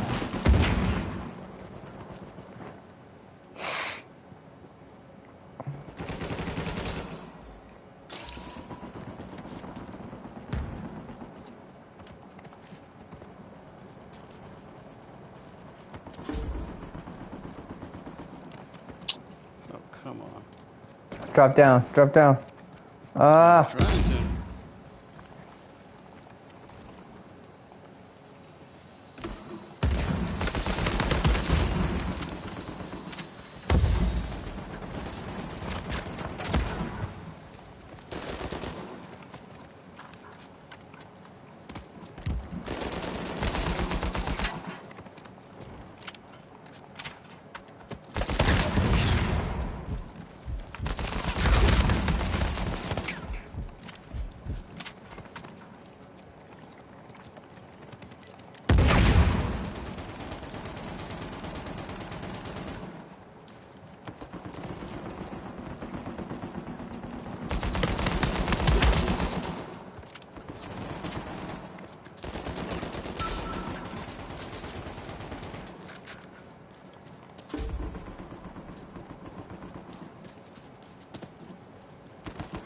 Who is that speed glitching? Dude, that's one of our teammates at the ATS. He was totally Yeah, speed glitching. on the other team, yeah. Mm-hmm.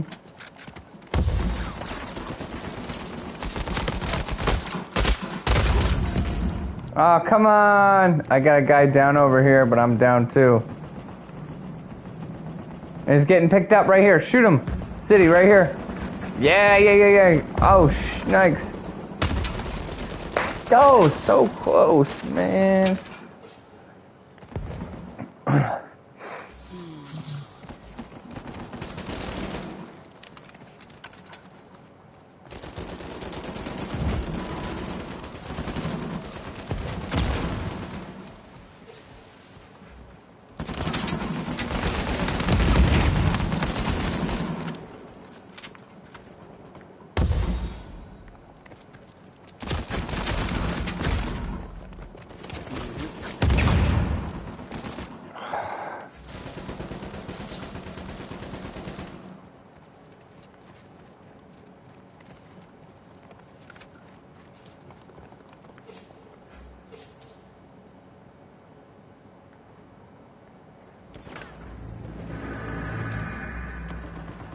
Right. Oh no.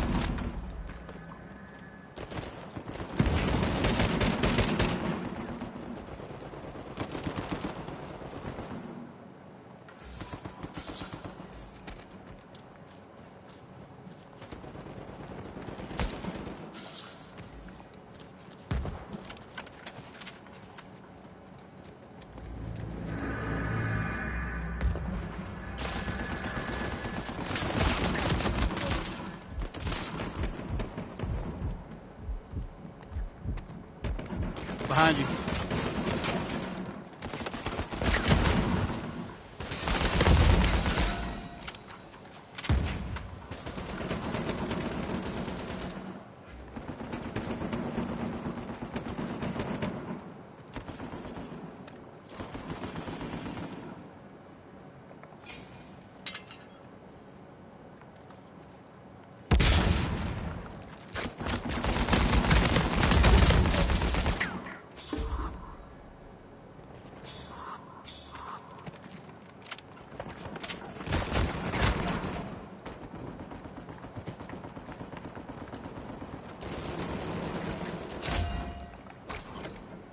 this stupid thing to freaking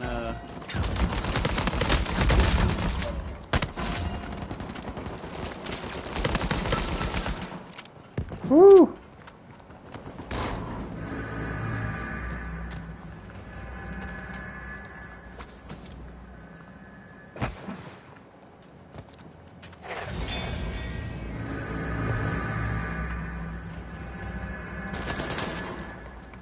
Nice. Alright, we're getting close, guys. Come on, we just gotta keep it up. Rally time.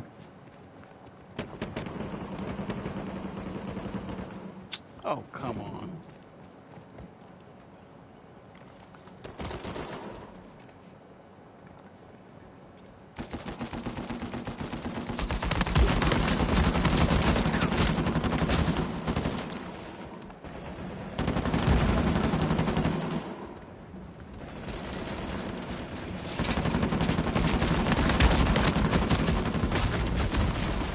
Ah! Oh no! The guy on the side.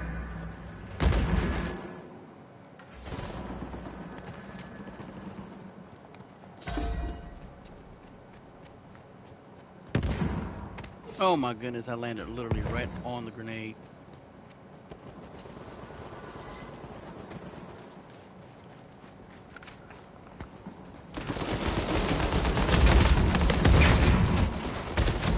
Oh, I'm down. Right down here behind you. Help! Help! Yeah, I'm good. Thank you.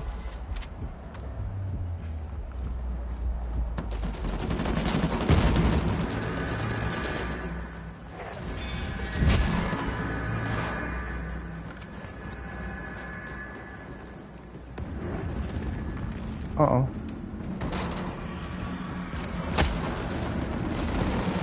Oh no.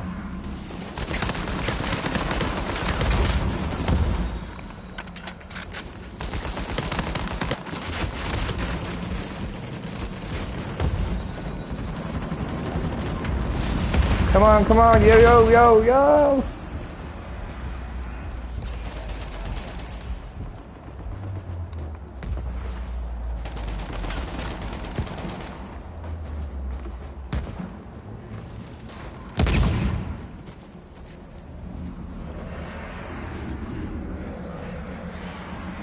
Oh, bummer. Oh no, we're tied up again.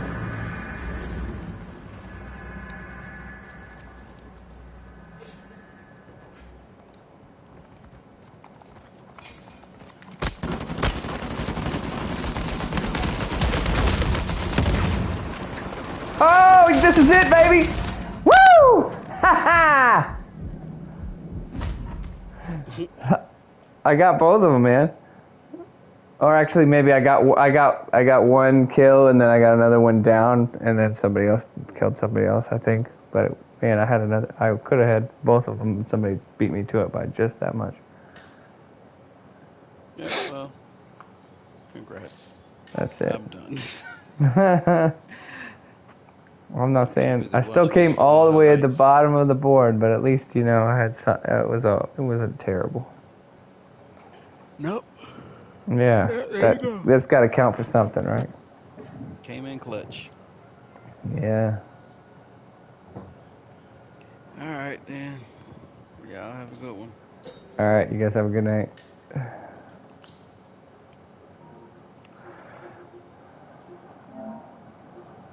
I think I'm getting off. Maybe tomorrow. We'll see how it goes.